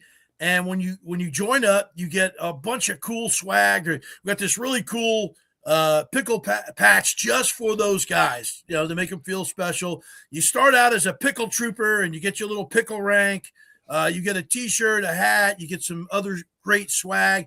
You get a jar of pickles of whatever the 3 flavors you like. Every month comes to your door, no charge, because you pay up front, and it gives us a little operating money to operate with. But you're helping out veterans keep this movement going as we grow, and we're in the early stages. We had a great year last year in 2025. We moved a lot of jars, a lot of groundwork with just a few people, and we got the name and the brand built up. This year's about trying to scale up and do those things. So we're trying to figure out ways to bring in some more funds and get the cost going. So we got this pickle club going on, called the Special Crunch Forces. And you can get over there, like I said, at freedompickles.com. You can join up, check our products out. Also, you can follow us either at Instagram or Facebook at Freedom Pickles USA. We'd love to have you. We're getting ready to start ramping up some really fun social media stuff. Like I said, we're an interactive, fun brand. We're about bringing people together. And just like Grandmama Marion, the pickle angel, as they called her, Jason's grandmother, started this in the kitchen with all natural ingredients because she wanted to bring people, one, to not go hungry and have a healthy snack. 2, bring everybody around the table and have community and conversation and have a healthy, great snack. And so it really brings things together. Dude, I love it, man. I love that you've taken something so simple, pickles, cucumbers, Right. and have turned it into a substantial business. Absolutely, 100%. And we've been having a lot of fun with this.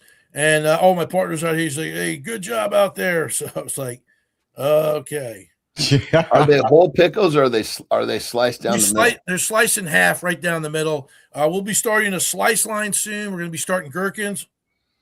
No, I like full pickles, man. Myself, I'm not a fan of the sliced. I like the full pickle. I like putting the full pickle in my mouth, Johnny. The full. You like putting the full pickle a lot of places. I love the full pickle, man. Yeah, the full stiff pickle is what I prefer. Absolutely. I'll tell you what I also prefer. I prefer. Well, apparently AI nudes are beating real women. Men are now rating fake images more sexually attractive. Let's talk about it, boys. 649 people rated AI nudes next to real photos. The AI won every single category. So a computer-generated image outscored actual women. That's where we're at. Attractiveness, aesthetic appeal, emotional pleasantness, all 3 categories. Keith definitely has 12 tabs open on this study already. John's going to need a minute. Let him break it down. So we all grew up with Playboy and Sherry and Penthouse and all that crazy garbage. And now we got a bunch of fake women that are making men happier than the real women. EJ Snyder. What's that? Hold on, it broke up. What'd you say? I'm sorry. I said, we all grew up with the crazy stuff in the magazines, the Playboy, the Penthouse, the Sherry, the Hustler. And now all the men are preferring the AI nudes over the real stuff. Don't get it. Doesn't register with me.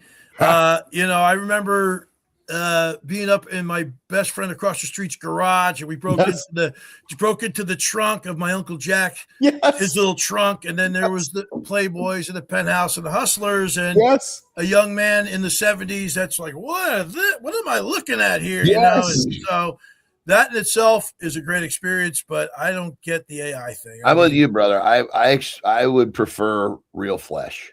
Yes. Yeah. We all the same. We all the same. Hey, EJ, we've had a lot of fun with you on both shows, last show and this show. I would like to take a couple minutes with you and just get maybe a little bit of personal with you. So, in September 2009, you took off that uniform. Yeah. After 25 years. Yes, sir. Sergeant Major Snyder, gone, done, hung it up. You just became EJ. Well, I'm curious, man. So I use the metaphor of that happened like on a Friday or a Saturday. Yeah. Monday woke up, first day of civilian life. Don't cry me, brother. Monday woke up with civilian life. Dude, and veterans talk much about losing identity and not knowing how to move forward. Can you talk a couple minutes about that whole struggle or that journey for you, EJ? It is a very struggle for a lot of folks. A lot of guys get out. We have guys that pass away within 2 years because they don't know how to do anything else. It's been their whole life. We find a lot of guys are PTSD because a lot of them come in from broken families, single parent homes, orphaned or whatever. And the Army or the military is their first real family they've ever known. So even if they're married with kids or whatever, they get out, it's a mourning for them because they've lost their family, their brotherhood. So a lot of guys handle it by going and joining the VFW or the American Legion, or they get involved in the community and other veteran programs with the Veterans Affairs. But others, they fall victim into a lot of depression. Some guys go work within the Army or as a contractor, but other guys can really get lost out there. For me personally, it was all I did since I was 19 years old. So here I got out, and I was like, for me, I couldn't stop because I was living in Hawaii. We had to move everything from Hawaii to the mainland. We came to North Carolina. Yeah. We're on our third winter, by the way. That's why I'm not naked. And we came here, and then it was difficult. I was sitting in trying to get coffee in a fast food restaurant line, and I'm in this line, and the people are just sitting there all like sheep, and I'm like, and they're not ordering. I'm like, how could you not know what you didn't want? You've been sitting here for 20 minutes. Yeah. And it really gets to you. And thank God I went to work for the U.S. Army Survival School, the SEER course, and I got around like-minded guys, and that helped me really transition easier into civilian life. Yeah, it really did. It helped me just really stay in a good place because I was around like-minded thinkers, former military guys. The one thing you can pretty much, I bet you can attest this now, brother. Yeah. You're not going to find like-minded people at a fucking fast food restaurant. No, you're not for sure. And that's why I was just getting black coffee, because I was trying to get you just got to avoid, guys like us just got to avoid getting black coffee at a place like that, You have to find your new passion, to continue in life. And I tell these guys all the time that are suffering from PTSD or just struggling to break the chains, because you can take the man out of the military. You can't take the military out of the man so easy.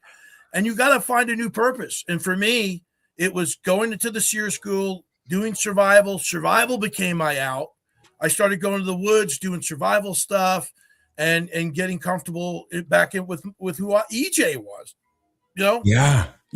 And because I've made a few pivots, in my life, and I feel like the thing that's helped me is knowing where I'm going next. I don't stop one thing unless I'm already mentally attached to the next one. Yeah, absolutely. I mean, you have to find your new purpose. Like, even if it's going to the gym, working out, that was something that helped me as well. I was in the gym, I was working out, I was doing things that I always loved that were common to both the military, my life as a civilian, or as a kid. Those things that bring you joy, because if you start getting in the bottle or you start doing other things that are addicting, because being in the military can be addictive. You get an addictive personality because you got high adrenaline, you're always on the go, and it's always exciting. You're jumping out of planes, you're shooting guns, you're doing this, and now it's like now you're in line ordering a coffee.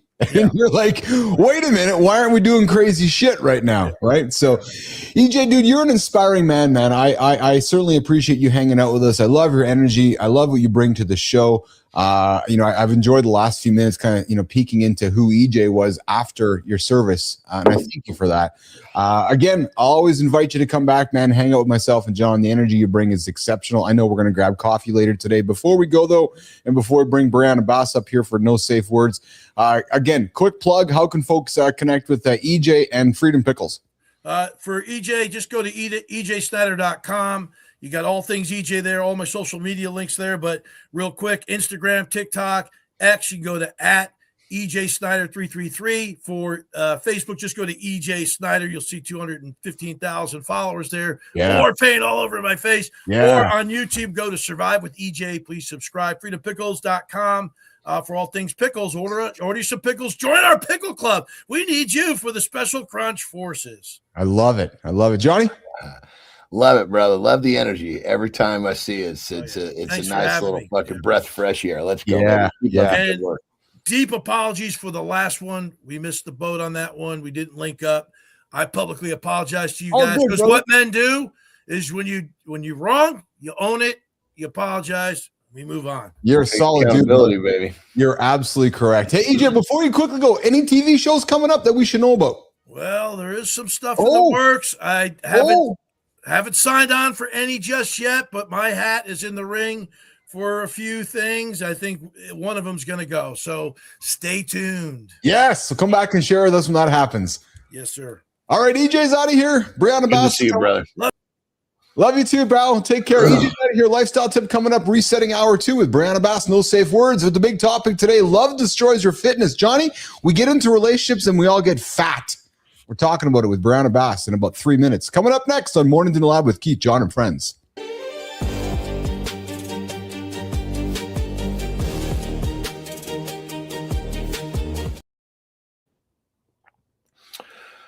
Let's talk about difficulty. You see, so many of you guys think that something is difficult primarily because the people around you have convinced you it's difficult. You'd be pretty surprised. Something that you think is going to be hard or difficult, whatever adjective you choose to use, just try it. Don't let your mind be polluted by those people that tell you it's hard. Just try. Just see what happens. You're going to be really surprised at how much more you can do or you're capable of, and it's not as hard as you think. So really the tip is this. Set your own standard of difficulty by what's difficult for you. Because here's the interesting thing. The first time you do something, usually the most difficult. The second time it gets easier, and the third and the fourth, and pretty soon it's just a way of life. It's the poor bastards laying on the couch that don't want to try the first time that have convinced you and probably everybody else that it's difficult. So who are you listening to when someone talks about difficulty? Because I promise you, it's not as hard as you think. Rock and roll.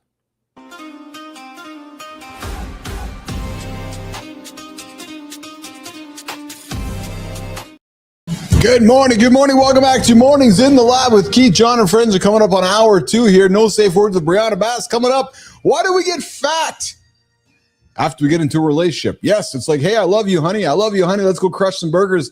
Let's go crush some cake. Let's sit on the couch and wake up with a bunch of bellies. And like, hey, we're not having sex. We're having a good time. Why is it? Why does love destroy our fitness? I think we've seen it 1,000 times with people around us, including our own mirrors, except for John and Terry. That conversation is coming up in a couple minutes. Hey, guys, hour 1, we had some fun chatting. We talk about the OnlyFans billionaire. The guy, unfortunately, passed at 43. Money does not buy you everything.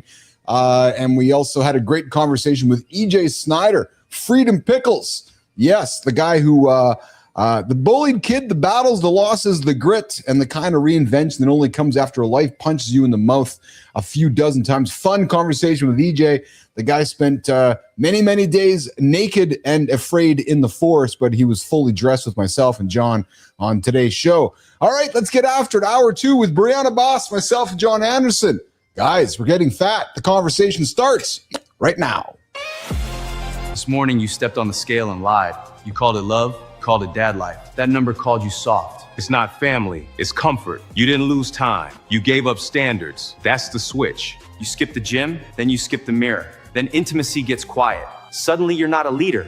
You're a roommate. Love isn't a finish line. It's the starting blocks. Fitness is proof you can lead yourself. That proof matters. Before your inbox, earn 1 win. 10 minutes of sweat. 1 clean meal. No speech. Just receipts. Brianna Bass is here for no safe words. We'll show the mistake and the fix, and we'll get your edge back.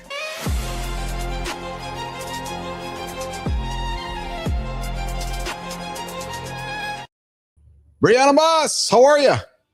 Doing great. How y'all doing? I'm well, thank you. What's shaking today? What do you know today? Tell me something new today. Today, well, apparently we're talking about fitness and we're talking about how we all get fat when we get in relationships. So it happens. It absolutely does. There's even a line, I'm sure we've all heard it, right? That's like, oh, they're fat, they're happy. It's I know we got to exclude John. So John's not going to be part of this conversation because John's going to be like, I don't know why the hell these people do this. I'm joking with you, Johnny. But the reality is it seems to happen almost with every couple. Yeah. Oh, sorry, John. No, am I wrong? No. Again, I think we all see it, right? People get together and then next thing you know, month over month, they do get a little bit chunkier. But also, but that saying I just said, is popular for a reason. It is true. We do feel good. We do feel cozy. We feel happy. And therefore, the discipline, all those places kind of takes a hit. The brain is involved in all of this too, of course. But yeah, it's a very real thing. We've all been there. Yeah. John? Yeah, I mean, it never made a lot of sense to me, largely because, I mean, just for you, excuse me, you break it down. This person was attracted to the person that they met in the beginning. And so now you're going to let that person turn into, lack of discipline, sloth. What do you think? Do you think that person you are now would have attracted your partner? Probably not. I think what happens, Brianna and John, is we have a hard time holding our partners accountable, right? So to John's point, Brianna, we meet each other, we're attracted physically, and then we get into a relationship, and then we don't want to rock the boat, do we, Brianna? Like, I don't want to say, hold on, I got to jump in right there. That's the fucking problem. If you have a partner that needs to be held accountable for their fucking for them to take care of themselves, maybe you picked the wrong fucking partner. Brianna?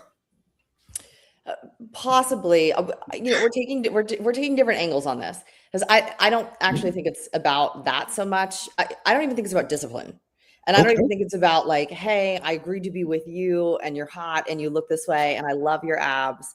And now we're 3 months in and they're all squishy. And you know, I'm disappointed and whatever. And now I need to say something to like get you back in your routine. I disagree with that. Here's another reason I disagree with that. A lot of times it's both partners. We see both 100%. Yes. Oh yeah, 100%. What I see, but I don't see the outside. I see the fact that a person has let themselves go, because the outside in many cases is representative. What else are you not doing? What else are you not going to do for our future? Yes. You know, let's be the fucking people that we decided to be when we met, not put on this fucking front and then turn into a pile of shit. And when I say pile of shit, forget the outside, forget the abs. We're talking about the things that, because of course we're attracted to a physical being. But really what brings it all together is, you know, who is that person? What's their spirit? What's their energy? What's that thing that it's more than just the way they look? And usually the way that you look, if that gets lost, some other shit got lost with it.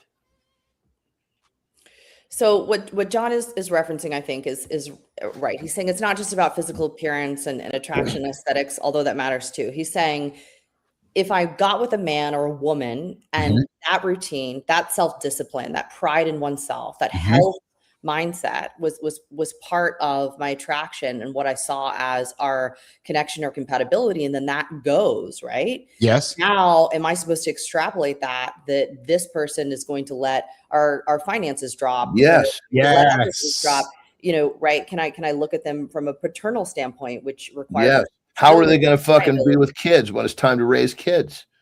Right. My argument would be that, and so I agree with you. I agree with you, right? A man that is devoted, you know, taking care of themselves while taking care of a family or their partner as all part of it, ultra sexy, right? That reflects that they have self-discipline, that they have energy, right? We look at that as vitality, and we look at that as them having self-respect, which then in turn does what? Makes us respect them. That's just natural in any group dynamic. If we see someone who takes pride in themselves, the way that they look clean, you know, all that kind of stuff, we're then going to sort of rise to that energy that they're putting out through some of these messaging signals. So I do think it has a real world impact, you know, in your home. If you're someone that's coming home from the gym or looking like that, people will sort of mold around you to represent that self-respect that you're exuding, for sure. So a lot of great benefits come from that. My one argument though would be that it's not necessarily that they lost self-discipline, generally speaking, so that we can translate that to crap. Now they're not going to be reliable about other things. I'm going to argue they lost self-discipline, or around this topic in particular. Better said would be that they reallocated it to looking out for a partner, for being vigilant, for finances, for, you know, comfort. Relationships thrive on routine, right? We want to get into a groove with a partner. You kind of end up finding, you know, your regular Tuesdays and Wednesdays kind of look like for you. And when we get into a kind of a comfort routine, that gym, that self-discipline thing takes a hit. The other thing I'd say is that, right, when we're single, when we're thinking we still have to keep this person, you know, attracted to us and on our line, you know, we're in a pursuit mindset.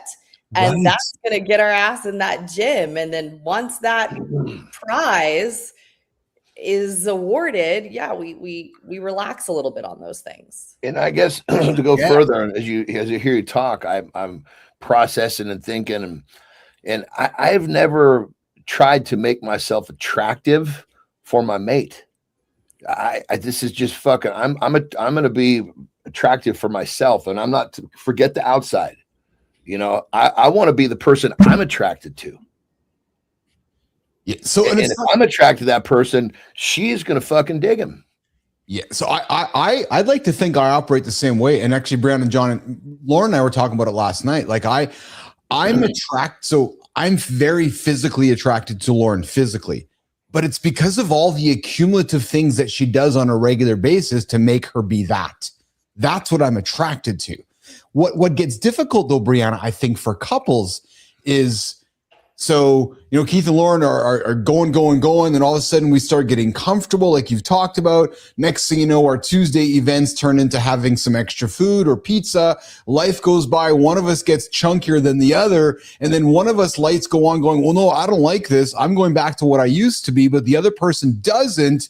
And that, I think, is when the conflict happens, right, Brianna? Because then it's like, well, how do I talk to Lauren about, do we need to have the extra donut on Tuesday? Because what, you don't like me? Or you think I'm getting fat? No, that's not what I'm saying. Because Brianna, that's how it goes, right, Brianna? Yeah. I'm sorry, I got to jump. You're triggering my shit here. So I don't want to have to fucking tell my partner, look, this is what you need to do. This is what you not need to do. She needs to know by her fucking self. That doesn't make me feel fucking confident that I have to create a fucking guardrail for her to stay inside of. I agree. And I would never do that. That's why, sorry, Brianna, I'm cutting you off. That's why I don't like the men that are like, oh yeah, I'm happy having my beer, but my wife is looking fat. Dude, get your fat ass off the couch. Take care of yourself first before you expect your wife to look good. Brianna. Yeah, sure. Lead the way, right? Lead the way, Yes. right? If you think about being with a partner who eats, healthy, Yes. and all of a sudden you're eating healthy too, or they're making Yes. food and you're taking a bowl of what they have, right? So these behaviors, these habits, and Yes. self-discipline absolutely bleeds onto the other parties. So I think what you guys are talking about is, like if we're talking about the man here, step up and lead the way, right? And she'll probably follow. If she doesn't, I can guarantee you that she is feeling that lack of follow. She is aware that she is lost herself and is not feeling good about it. I promise you that. And this also hurts your relationship, right? Because as soon as she starts feeling insecure, like she's lost her old self, et cetera, probably the bedroom lights go off, right? And I'm not, yeah. And I'm not wanting to show up in that uninhibited sort of confident way because that's not how I feel. Because I haven't made you feel, again, role playing, because I, as the male, haven't made you feel that way. No, probably a mix. But if this person has let themselves go, and of course, we're speaking about couples that started one way and then a year and look a different way. Yep. Specifically, right? But she is probably taking a hit from as far as her confidence, her self-esteem, right? She is not feeling good about herself, and that's going to show up in your relationship, right? Maybe she's not going to want to do date nights as much. Maybe she's going to start covering up more, or like I said, the bedroom lights are going to go off. Yes. Johnny? I actually deal with this quite a lot in my coaching and mentoring, where especially when we dig into the mental side, right? Because the physical side is pretty easy.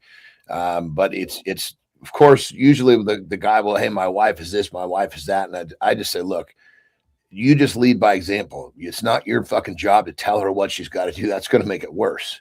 Yes. But where it really starts to separate is when we start getting them into a different. So many people live in a scarcity mindset. They have no idea. You start to get them into that abundant mindset. That's where it seems like it's the hardest. That's the biggest gap to fill. The wives in many cases will follow the physical part of it because it's fairly simple, but all of it's that, because getting in shape physically is much easier than getting in shape mentally. And that seems to be where I find where the biggest challenges are. But I always just tell, my male clients, look, just lead by example. You start telling them what she's got to do, you're creating a big fucking problem. That's exactly right. That's exactly the point I was trying to make, right? If you feel like your partner's lacking in that department and you know that that's something that they probably do take pride in, you just go. You lead by example. It will influence them. It might take a little bit of time, but that pressure is going to feel tighter and tighter and a little bit heavier as they see you start to change, start to shift. You're getting more eyeballs as you guys are walking down the street together. Your clothes are fitting better. They're staying on the couch as they see you, prioritizing your health. That's going to be harder and harder and harder for them to do. So lead the way. Don't shame them. Don't tell them what to do. That's going to backfire on you. Encouragement, correct? Yeah. Encouragement, support, right? You could even ask them, right? How are you feeling about yourself? I know that guys don't necessarily use that kind of language. So translate it into whatever you would say, right? But I think, a partner would really appreciate being seen like that and being able to talk about vulnerability, like, hey, I do feel really bad about myself. I got to tell you. And if you ask them, how has that been affecting you? And even if you ask them, like, how can I support you? Because I don't want to shame you, and I don't want to do that. But so, like, what would that look like for you? And I wonder if she would say, well, maybe I could go to the gym with you a couple days a week, or, Yes. I'm really exhausted when I get home from work. Do you think that you could be the one that makes the meals on Wednesday? Or do you think we could eat a lot healthier? This is the dialogue you want to be having. This is what I'm always talking about, with vulnerability and connection, being understood, being seen. Reach for them in that way. Next thing you know, this is now something that you guys are tackling together as a goal. Excellent. One of the things that that is helpful, I find, in just people in general, but especially if I knew this when I was picking mates, I would have been fucking picking very different mates when I was younger, for sure.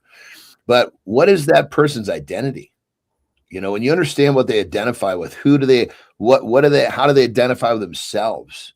Like, I identify with who I am, and this is who I am. And I've been told Terry in the beginning, we've been together for 20 years. Said, look, this is me. This is what I do.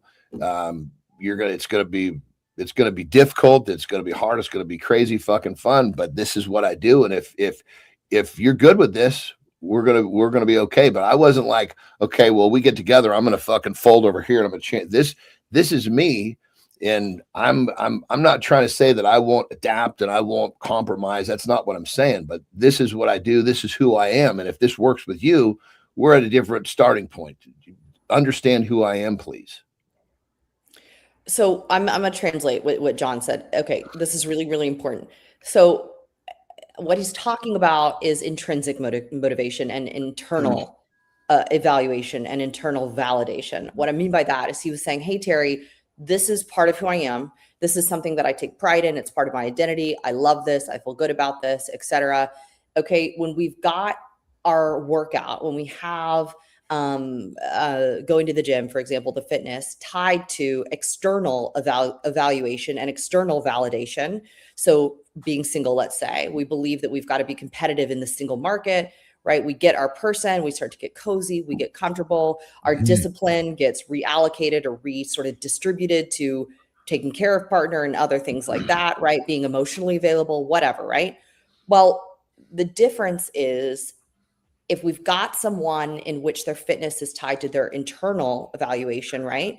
That pressure from yourself does not go away then with the introduction of a partner. So the difference in John is that this is part of who he is. This is something that he maintains as his form of identity and self-respect and all of that. So the introduction of a partner doesn't allow that to fall to the wayside. So in other words, men would need to introduce a form of self-pressure that is not tied to external evaluation, and that would allow them to get back in the game. Yes. Yeah, because you see these guys, they don't identify with shit other than, oh, I'm going to get a good job and get a hot wife. Oh, well, I got them both now. I'm going to fucking be a fat piece of shit. Well, they don't say that to themselves, but they relax, and that's what happens. Because their identity, it's like they just fucking got their lottery ticket. The game's over. Well, and then what I suspect happens, John, with men or women is that during their journey of life, whether it's 5 or 7 or 10, they're married for a period of time, they start to find their identity. Perhaps that identity might be fitness related, health related. And then I think, Brianna, that's where the conflict starts to happen, because one partner's like, well, no, but that's who I really am. Who you married wasn't who I thought I actually was. Here's who I am. And so if you and I were role playing, you're like, well, how do I keep up with that? I thought I married this. No, this is who I am. Oh, and I got to think that's where the conflict really starts, because now it's like, how do we put ourselves back together? I think you put yourselves back together by having real dialogue and real conversations about what it means to you. Yes. Because we're getting rid of the physical appearance part of it, because if that's not their identity and whatever, that's not necessarily going to be totally effective. But it's, how does this affect how you show up in life? There's no way that somebody that was fit and felt confident about themselves and secure and sexy and desired, and then fast forward a year later and, we're talking about a significant difference, let's say, there's no way that person could tell me that they are not gravely affected by that change. Well, I it's guarantee funny you that they're feeling, like the letting themselves go, if that's what we're calling it today, right? Yes. Is showing up in their work, in their relationship, in all. It's everywhere. It's the gut or the fat ass is just the fucking exhaust of the problem. Well, and Brandon, you said something too, which, I know this, but sometimes you need to hear it from somebody to really have you strike. Like, Johnny, women have it hard enough in society. Like, think about it, right? It's, they're, men are just however they ogle and look at women, and then women are judging other women. So Brianna and the girls are, oh, look at her, look at her, look at her. And then they got to look in their own mirror. So when you said to me, Brianna, like, trust me, she knows. You don't got to say anything because society is subconsciously, Brianna, society is telling you, isn't it? I hate to say it, but it is, right, Brianna? Like, it just, society's hard enough on women as it is, that the last thing they need to hear is from a man or from somewhere going, oh, do you really need to have that fucking cupcake? Dude, listen, I fucking know that I shouldn't be having the cupcake right now. Like, really, right, Brianna? Yes, they know. Yeah, trust me, they know. So this is why an approach from the male partner of shame or trying to motivate them from a place of anything other than really seeing them under that surface is not going to be effective. Also, what is that? Exactly what I was talking about, which is external evaluation. Well, that's never going to be sustainable, right? So what we want is to tap into how this is affecting her, right? How is this affecting her when she puts on clothes, when she gets invited to go to something, when she hasn't seen friends in a long time, and she has to go through her closet and put, the dress on, or how is it affecting her at work? Or I've noticed it in the bedroom, I've seen a little bit of a shift here, right? So approach it in a way where you're tapping into what this change is like for her in a very real way, right? You could even talk about, imagine, right? Like, imagine if a man talked to his female partner about, like, damn, you have a lot of pressure from society. That must be exhausting. Yeah. I think that I'm guarantee you that would get you more results as far as you all kind of partnering together on how to fix this than you shaming her into getting back into the gym or saying, remember when. That's not going to be effective. John, I can't think when, you're talking to your guys, like when you're mentoring men, please, I hope guys aren't saying to you, she's just let herself go. She's a fat ass, even though you're looking at the dude yourself going, buddy, like, fuck, man, go look in your own mirror. Like, do you still, like, John, guys are still saying that today? No? Are they? Yeah. Well, I think, I mean, I'm sure they are, but probably not to me, largely because I present myself and look, we're not just getting better with the way we look. We're getting better in all areas of our lives. And being present with yourself, being present with your kids, your wife, so just by the kind of the foundation that's laid with what working with me is going to be about, they've already figured out that, talking shit is not part of what we're doing.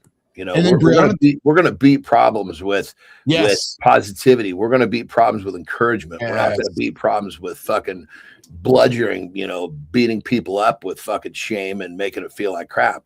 You want that, you can go somewhere else. I don't acknowledge negativity. I don't. That's why they're drawn. Yeah, I appreciate that. Brianna, do couples sit in front of you, and do you hear that sometimes? I got to think the guy is like beating up on the woman. No, but to John's point where he's saying, hey, this isn't a space, what that's going to look like. I don't think people are coming into my room and thinking that this is a space. Good. It's not a place to come in and have a boxing match. It's a place to come and heal. Great conversation, Brianna. So good, man. So good. Love destroys your fitness. Why? Some good nuggets you dropped there. Thoroughly enjoyed our conversation today.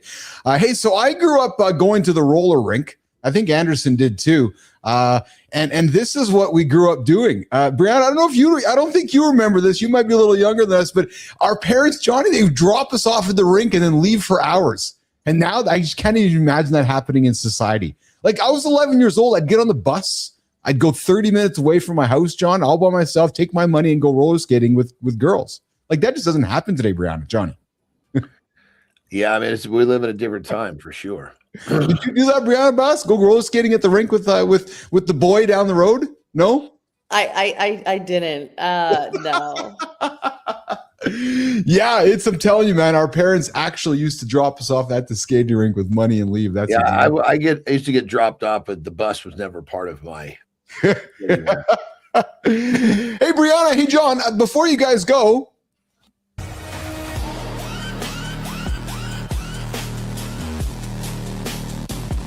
Hey, John, before you go, check this out. It's the first prank I've seen that comes pre-printed. Watch. Two guys stroll up like it's normal. Can you take a picture of me and my friend? The stranger's already doing the polite helper smile. Twist. They don't hand over a phone, they hand over a framed photo like, You nailed it. and they just walk off. The stranger freezes. It's the face of, wait, do I charge for this? The job ended before it started. Glitch. Hey, John, be honest. If we're the strangers who just dropped our framed photo in your hands and dipped, would you keep it safe or throw it in the sand?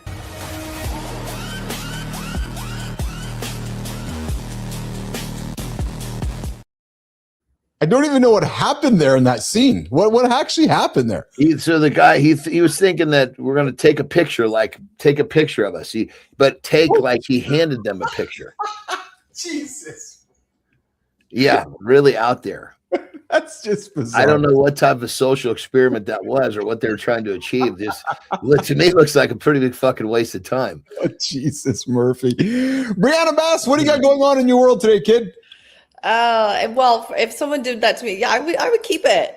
Oh, so you mean if Keith and John were on the beach strutting and walked up to you and they said, "Hey, do you want our picture?" You'd keep it? Yeah. Oh, yes. Perfect. That's what I'd hope you'd say. Yeah. What do you got going on in your world today there, kiddo? Just keeping it together. Beautiful. That's good. Keeping it together is the start of good things. Anderson's keeping it together every single day. What do you got going on today, Anderson?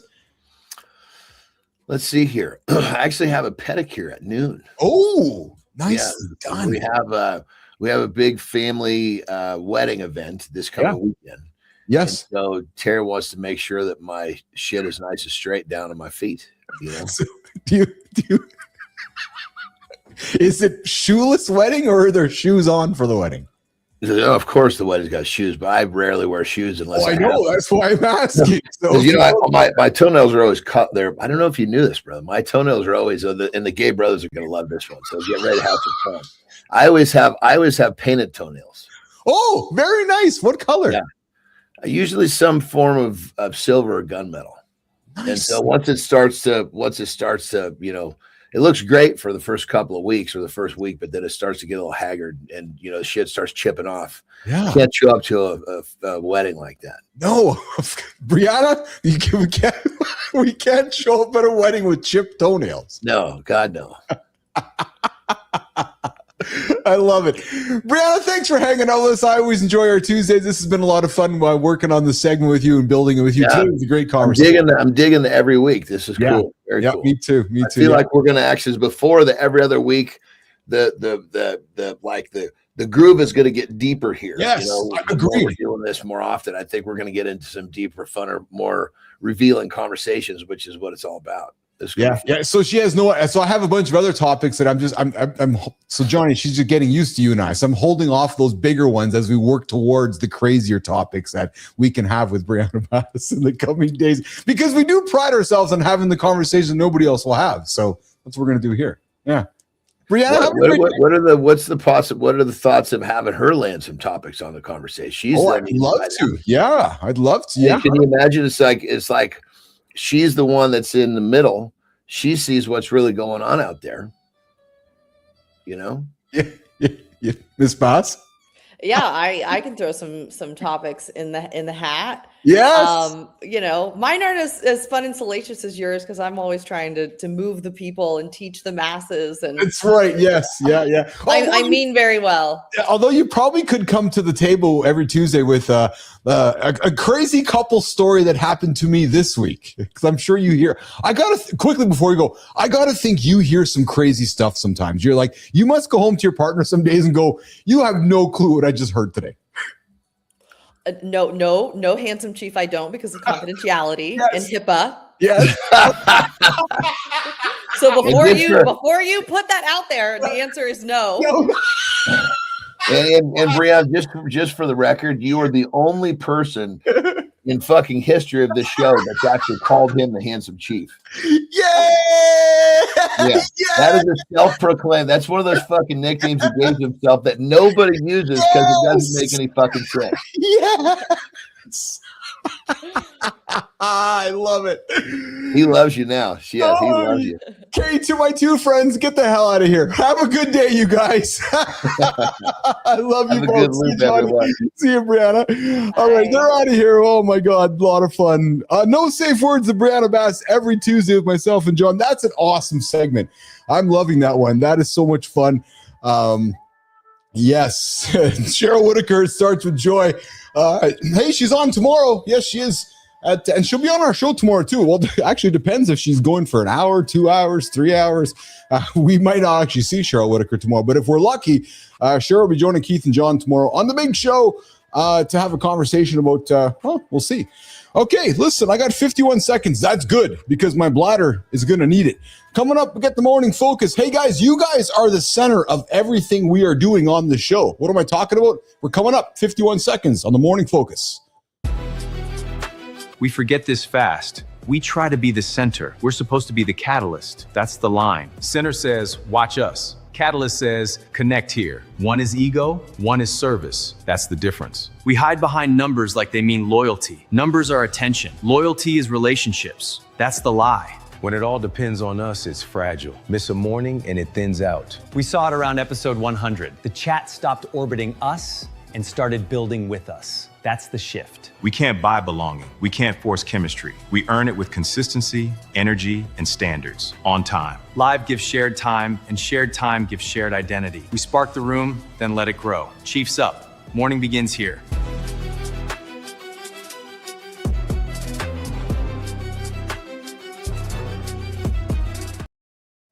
It's funny because around, I don't know, Jimmy, what was it? I think it would have been Jimmy, Melissa, because Kai wasn't here yet. No, Kai was still just bouncing around somewhere. But I think it would have been around episode, 100, 150, season 1, when something shifted. And I noticed it. I know Neiman noticed it too. And Jim, we were talking about it because something shifted. And it shifted right in front of us. And you're asking me, so what shifted? Well, I can tell you right now, it wasn't the analytics. No. It certainly wasn't any sponsorship. No, we've had no sponsorship on the show since day one because we've been operating as a lean operating machine looking to build something without any outside influence. No, actually, it was more important than that. And it's often lost upon people who do recorded shows. And I got nothing against that. You know, I know you guys hear me often talking about the podcast. No, hey, listen, we're all creating content. I understand that. But something happened that will only happen within a live conversation. And this is a fact. It was the chat. It was all of you. It was Holroyd. It was Charlie. It was Global. It was Lady Drew. It was Sullivan. You guys all started talking to each other.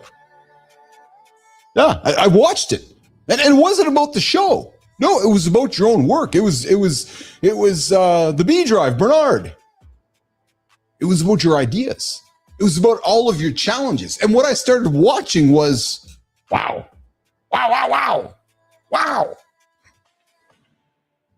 There seemed to be collaborations started happening. Community started happening. And in the first year or so of the show, admittedly, wasn't many of us just showing up. Myself, Melissa, Jimmy, my mom and dad, the folks tuning into the show who stumbled upon us and found us. But then, as I said, I started people jumping into the show and started introducing people to people. And all of a sudden, connections started forming. Introductions started happening. Collaborations started happening. And then, I knew this because of the work I did in the past in the social media, the community moderation, the community world, that the most important relationship was actually not the one we were building on the show, but was actually the community within itself.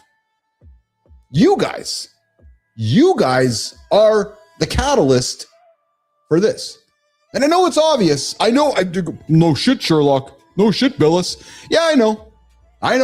And if you have spent much of your content journey creating podcasts and content, you might have a hard time understanding what I'm saying next. But you, nation, You, Business Athlete Nation, you Mornings in the Lab Nation, are the catalyst because you create the conditions for what we do here. It's your consistency. You're thinking, no, but Keith, but it's yours. Actually, no. You're misunderstanding me. It's yours. You just were looking for somebody, which happened to be me and John, that was going to rival your consistency. I'm no different than you. You have the consistency, and so do I. We just met over this show. But it was you who created the conditions, because once we met, you're like, I hope you're here tomorrow. I'm like, yeah, I'll be back tomorrow. And then you're like, wait a minute, I'm going to be back here the next day. So am I. And then once you discovered our show, you're like, hey, wait a minute. I like your energy because I have the same energy. Can you keep it? I'm like, yeah. So again, it was you, nation. You created the conditions for this show, the consistency, the energy, and the standards. It is you who sets the bar for how we show up every single day. I, John, Jimmy, Melissa, Kai are just the vehicle of those standards. And then what I've watched happen, and I've watched it happen with Whitaker's show, with Roofy's show, with Hewlett's show, the community, well, we self-organize. Again, you cannot buy this in the world of recorded content. You cannot even force it in the world of recorded content, because in the world of live conversational content, you earn it. You earn it by showing up regularly. You own it by bringing the energy, by bringing the consistency, by setting the standards that your community is expecting. You are expecting us to do it the way that we set. Because every introduction we make inside the network strengthens our brand, strengthens your brand, strengthens the collective brand. And every collaboration that begins in the chat, again, I watch it, increases the gravity of the entire situation. And that is what live conversation, what we do differently than social experiences or recorded experiences. Because what is happening every single morning, and I have been so bullish on this, we share time. We share time together.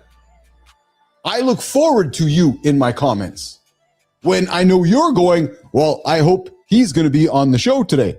Well, yes, I made that promise to you that this is the show at 8 o'clock every single Monday to Friday, so that we can share time together. And when we share time together, what happens is that we build identity together. And then what happens through shared identity? Well, here's where the magic happens. Because that shared identity builds loyalty. Again, you, the community, discovered us, setting the tone, creating the conditions, wanting the consistency, leaning into the energy, running towards the standards. And I'll say this, hundreds and hundreds and hundreds of reps into this show. And hey, you hear Roofy saying it, you hear Whitaker saying it, you hear Hewlett saying it. And coming up, you're going to be hearing Reedner say it. You're going to be hearing Barnes Humphrey saying it. It's the same answer. You got to show up. EJ Snyder talked about it on the show here today. You got to show up. But in order to show up, you need to be worth showing up for. And then when you do that, the community, the people around you, the people that show up with you all of the time. And then when you show up, you let the ecosystem form around you. Because here's where it gets magical, nation. And I'm loving watching this happen in front of me every single day.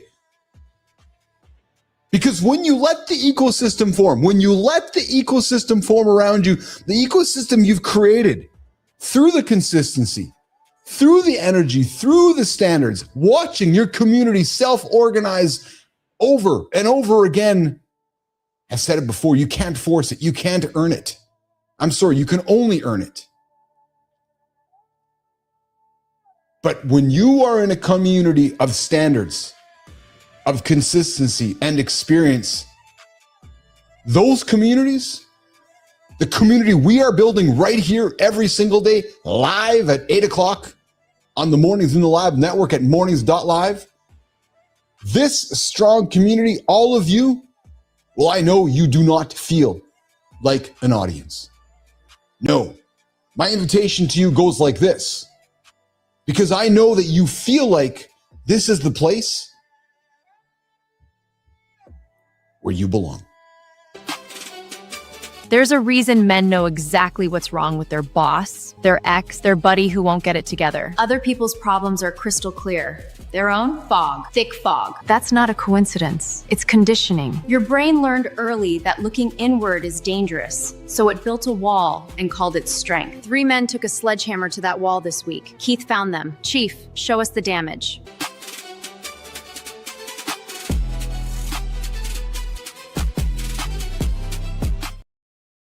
Hey guys, got a life hack? You got a fork around? If you got a fork around, you want my life hack coming up in a few minutes. I got a life hack, which I guarantee you right now, you're going to look at this video that I got and you're like, holy shit. Why didn't I think of that? True story. So, hey, go look in your kitchen, go grab your fork, go look around the walls of your house, because when I show you this life hack, you're going to be like, what the fuck? Yeah, true story. All right, Community Corner, Maya Reyes, Keith Billis. Over on YouTube, we're going to start our journey this morning. You're not strong, you're performing. Well, listen, the Cowboy Therapist over on YouTube says that men don't crack under pressure because they're weak. No, he says that they crack because they've been trained to perform strength instead of building it. And apparently, there is a big difference. Because you see, a performer looks like he's handling it. He's got that stoic face. Yeah, I'm fine. But internally, there's that pressure that's just stacking. No release valve, no processing, just more weight on a structure that was never built to hold it forever. Think about that. And think about the performative performer. Yeah, we got those too, the third version of it. And then we act shocked when men explode. Why is that guy exploding? Well, we built the pressure cooker. And then we welded the valve shut. And then somewhere along the way, we decide to blame the man when it blows. Well, here's the thing, guys. Maybe, just maybe, real strength means auditing what's actually happening inside of you. Have we ever thought about that? Huh? What am I feeling? Where is this pressure coming from? Is it my own mirror? Maybe it is. Because most men have never been asked these questions. Maybe today's the day you ask yourself, or you ask your brother, you ask your father, you ask your buddy. What's happening inside you? What are you actually feeling right now? The pressure you're feeling, is it real or is it manufactured? Is it real anxiety? Or is it fake? Hey guys, over on Substack, Anastasia Williams talks about your erection. Yeah, she's talking about it. She's like, hey, man, I want to talk about your erection. I'm like, okay, let's talk about my erection. All right, guys, we're talking about my erection. Yes, this morning on Mornings in the Lab with Keith, John, and friends. Jimmy, there's the clip. Coming up, talking about the handsome chief, the uncle chief, the handsome chief, the hunkle, his erection. Well, Anastasia Williams has an opinion. Yes, on my erection, Jimmy. Says, your ED at 50 isn't about, wait a minute, I got no ED at 50. No way, baby. And says, your ED at 50 isn't about your age. It's about your anxiety about your age. Really? Well, guys, pull out that license. Apparently, here's how it works. Yeah. One random soft moment during sex. Uh-oh, wait a minute. The pile of kittens. Yeah, it's normal, guys. But your brain turns it into that death sentence going, oh my God, it's starting, the decline. Now, what happens is you get into bed and you're like, why isn't it moving? Why isn't it getting hard? Why isn't it stiffening up? And then the brain starts just going in all the bad areas. And you're not, now you're just, oh my God, I'm stressed out. Oh my God, I'm not hard. Oh my God, I'm not going to perform for her. Oh my God, I'm not going to perform. And next thing you know, you are activating the stress response. But the problem is that pecker down there in the pants needs the opposite. Because guys, we know, women, ears down. You can't think your way into an erection. No, the more you watch it, Jimmy, we know, the more we watch it, what happens? It disappears. Yeah, it's just gone. Like a little turtle's head, right? So what is Anastasia Williams' protocol? Because I love getting the advice from a female, Jimmy. Stop monitoring. Breathe deliberately. Or I'm suspecting if EJ would give us some advice, he'd say, what, Jimmy? Just go eat a pumpkin pickle. Yeah, go eat a freedom pickle from EJ Snyder. That might help with your morning erection. I'm thinking that's exactly how EJ would answer that question for us this morning. EJ Snyder with freedom pickles. But anyways, Anastasia says, ditch the pills for 30 days, improve your body, still works. And hey, maybe you want to talk to your partner about it. Talk to her about the pile of kittens. Because the isolation, well, it might make this worse faster than anything else. Okay, our last little journey through Community Corner this morning. LinkedIn, the confession isn't the weakness, it's the exit door. Rotor Mortega says, confession, owning your wrongs out loud isn't weakness. No, it's the only real path to freedom.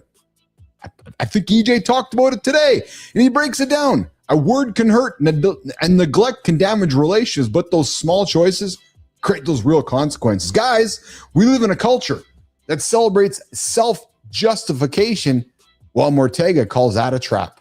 Because apparently to him, true freedom isn't doing whatever you want. It's facing the truth and still being given another chance. Yes, I like that. Actually, it seems quite counterculture in 2026, and that is exactly what most men are running from. All right, Maya.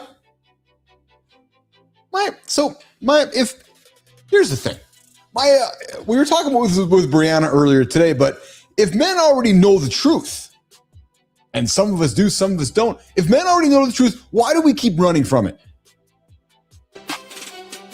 They're not running from the truth. They're running from what comes after it. The conversation, the apology, the 30 days without the crutch. That's the part nobody prepares you for. So here's your move. Pick the one truth you've been dodging and say it out loud today. Not tomorrow, today. Stay sharp, nation.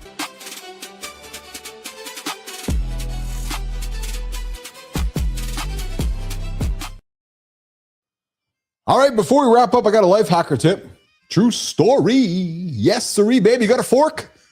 Well, go put a fork in your wall. Hey, next time you want to hang a picture, Jimmy, let's run this one, man. This is a game-changing life hack. I saw this and I was like, oh man, I got to share it with Mornings Nation because this is so damn obvious that you're like, well, duh. Why aren't we doing this earlier in life? Jimmy, let's run this clip, man. Let's run the old life hacker with the best way to hang a picture is using a fork. Check this out, guys. It is an awesome. Check this out. So, yeah, look at that. Simple as that, right? Looks like they put the nail in the wall, put the fork up there, and hang your picture, and there you go. Boom, boom, boom. Never would have known how simple it was to hang that picture using your fork. Dude, 54 years old, and I just learned that this morning. Look at that. You're never too old to learn something.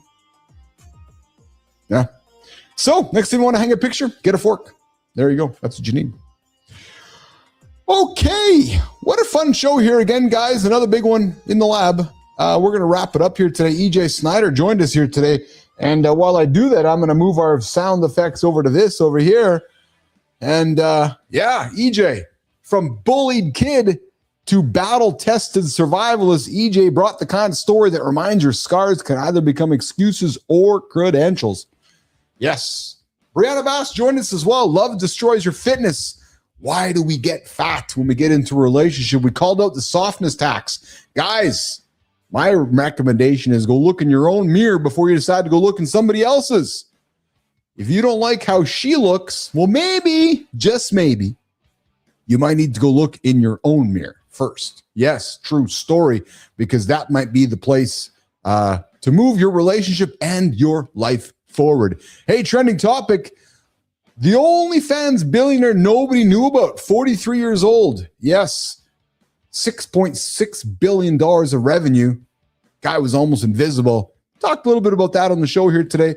And then we got into AI nudes are beating real women. Yes, so men are choosing AI fakes over the real women. What?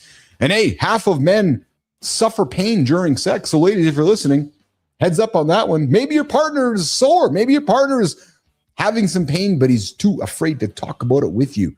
Don't be afraid to ask. And of course, on the community corner, on the Morning Focus segment, we got into a monologue that was all about you. Because this show is about you. Real community is not built by demanding attention. No, it's creating a conversation that you can be part of, which we do every single day right here on Mornings and Live with Keith, John, and friends. Coming up tomorrow, guys, we got a guest, center stage, Eric Severinghouse, the man who summited Everest and still says that entrepreneurship almost killed him. Guys, I say it all the time. Before you want to start a business, my recommendation, go do a marathon, go climb a mountain, go do something ridiculously physically difficult before you decide to get into your own business, because trust me. Anything on the business side will be anything harder than you're going to try to accomplish on the physical side. All right, Everest, $600 million in company building, brutal loss, and the question of whether the climb was ever worth the cost. Tomorrow, Eric Severinghouse. So guys, get after the rest of your day. Boom, boom, boom, boom, boom. Stay sharp, stay honest, and stop negotiating with the weaker version of yourself. Because guys, I know you are better than that. So nation, I'll see you guys when? In less than 22 hours. Where? Right here. Mornings.live, 8 o'clock Eastern time. Myself, John Anderson, and tomorrow, Eric Severinghouse. 7:30 tomorrow, we get it going with Matt Roof, Cheryl Whitaker at 8:30. And if you haven't checked in yet to the show, you can do that right now. Mornings.live. Show your proof. Show us you're up. Start building your streak live. Mornings.live. We'll see you guys in less than 22 hours. We'll see you guys tomorrow.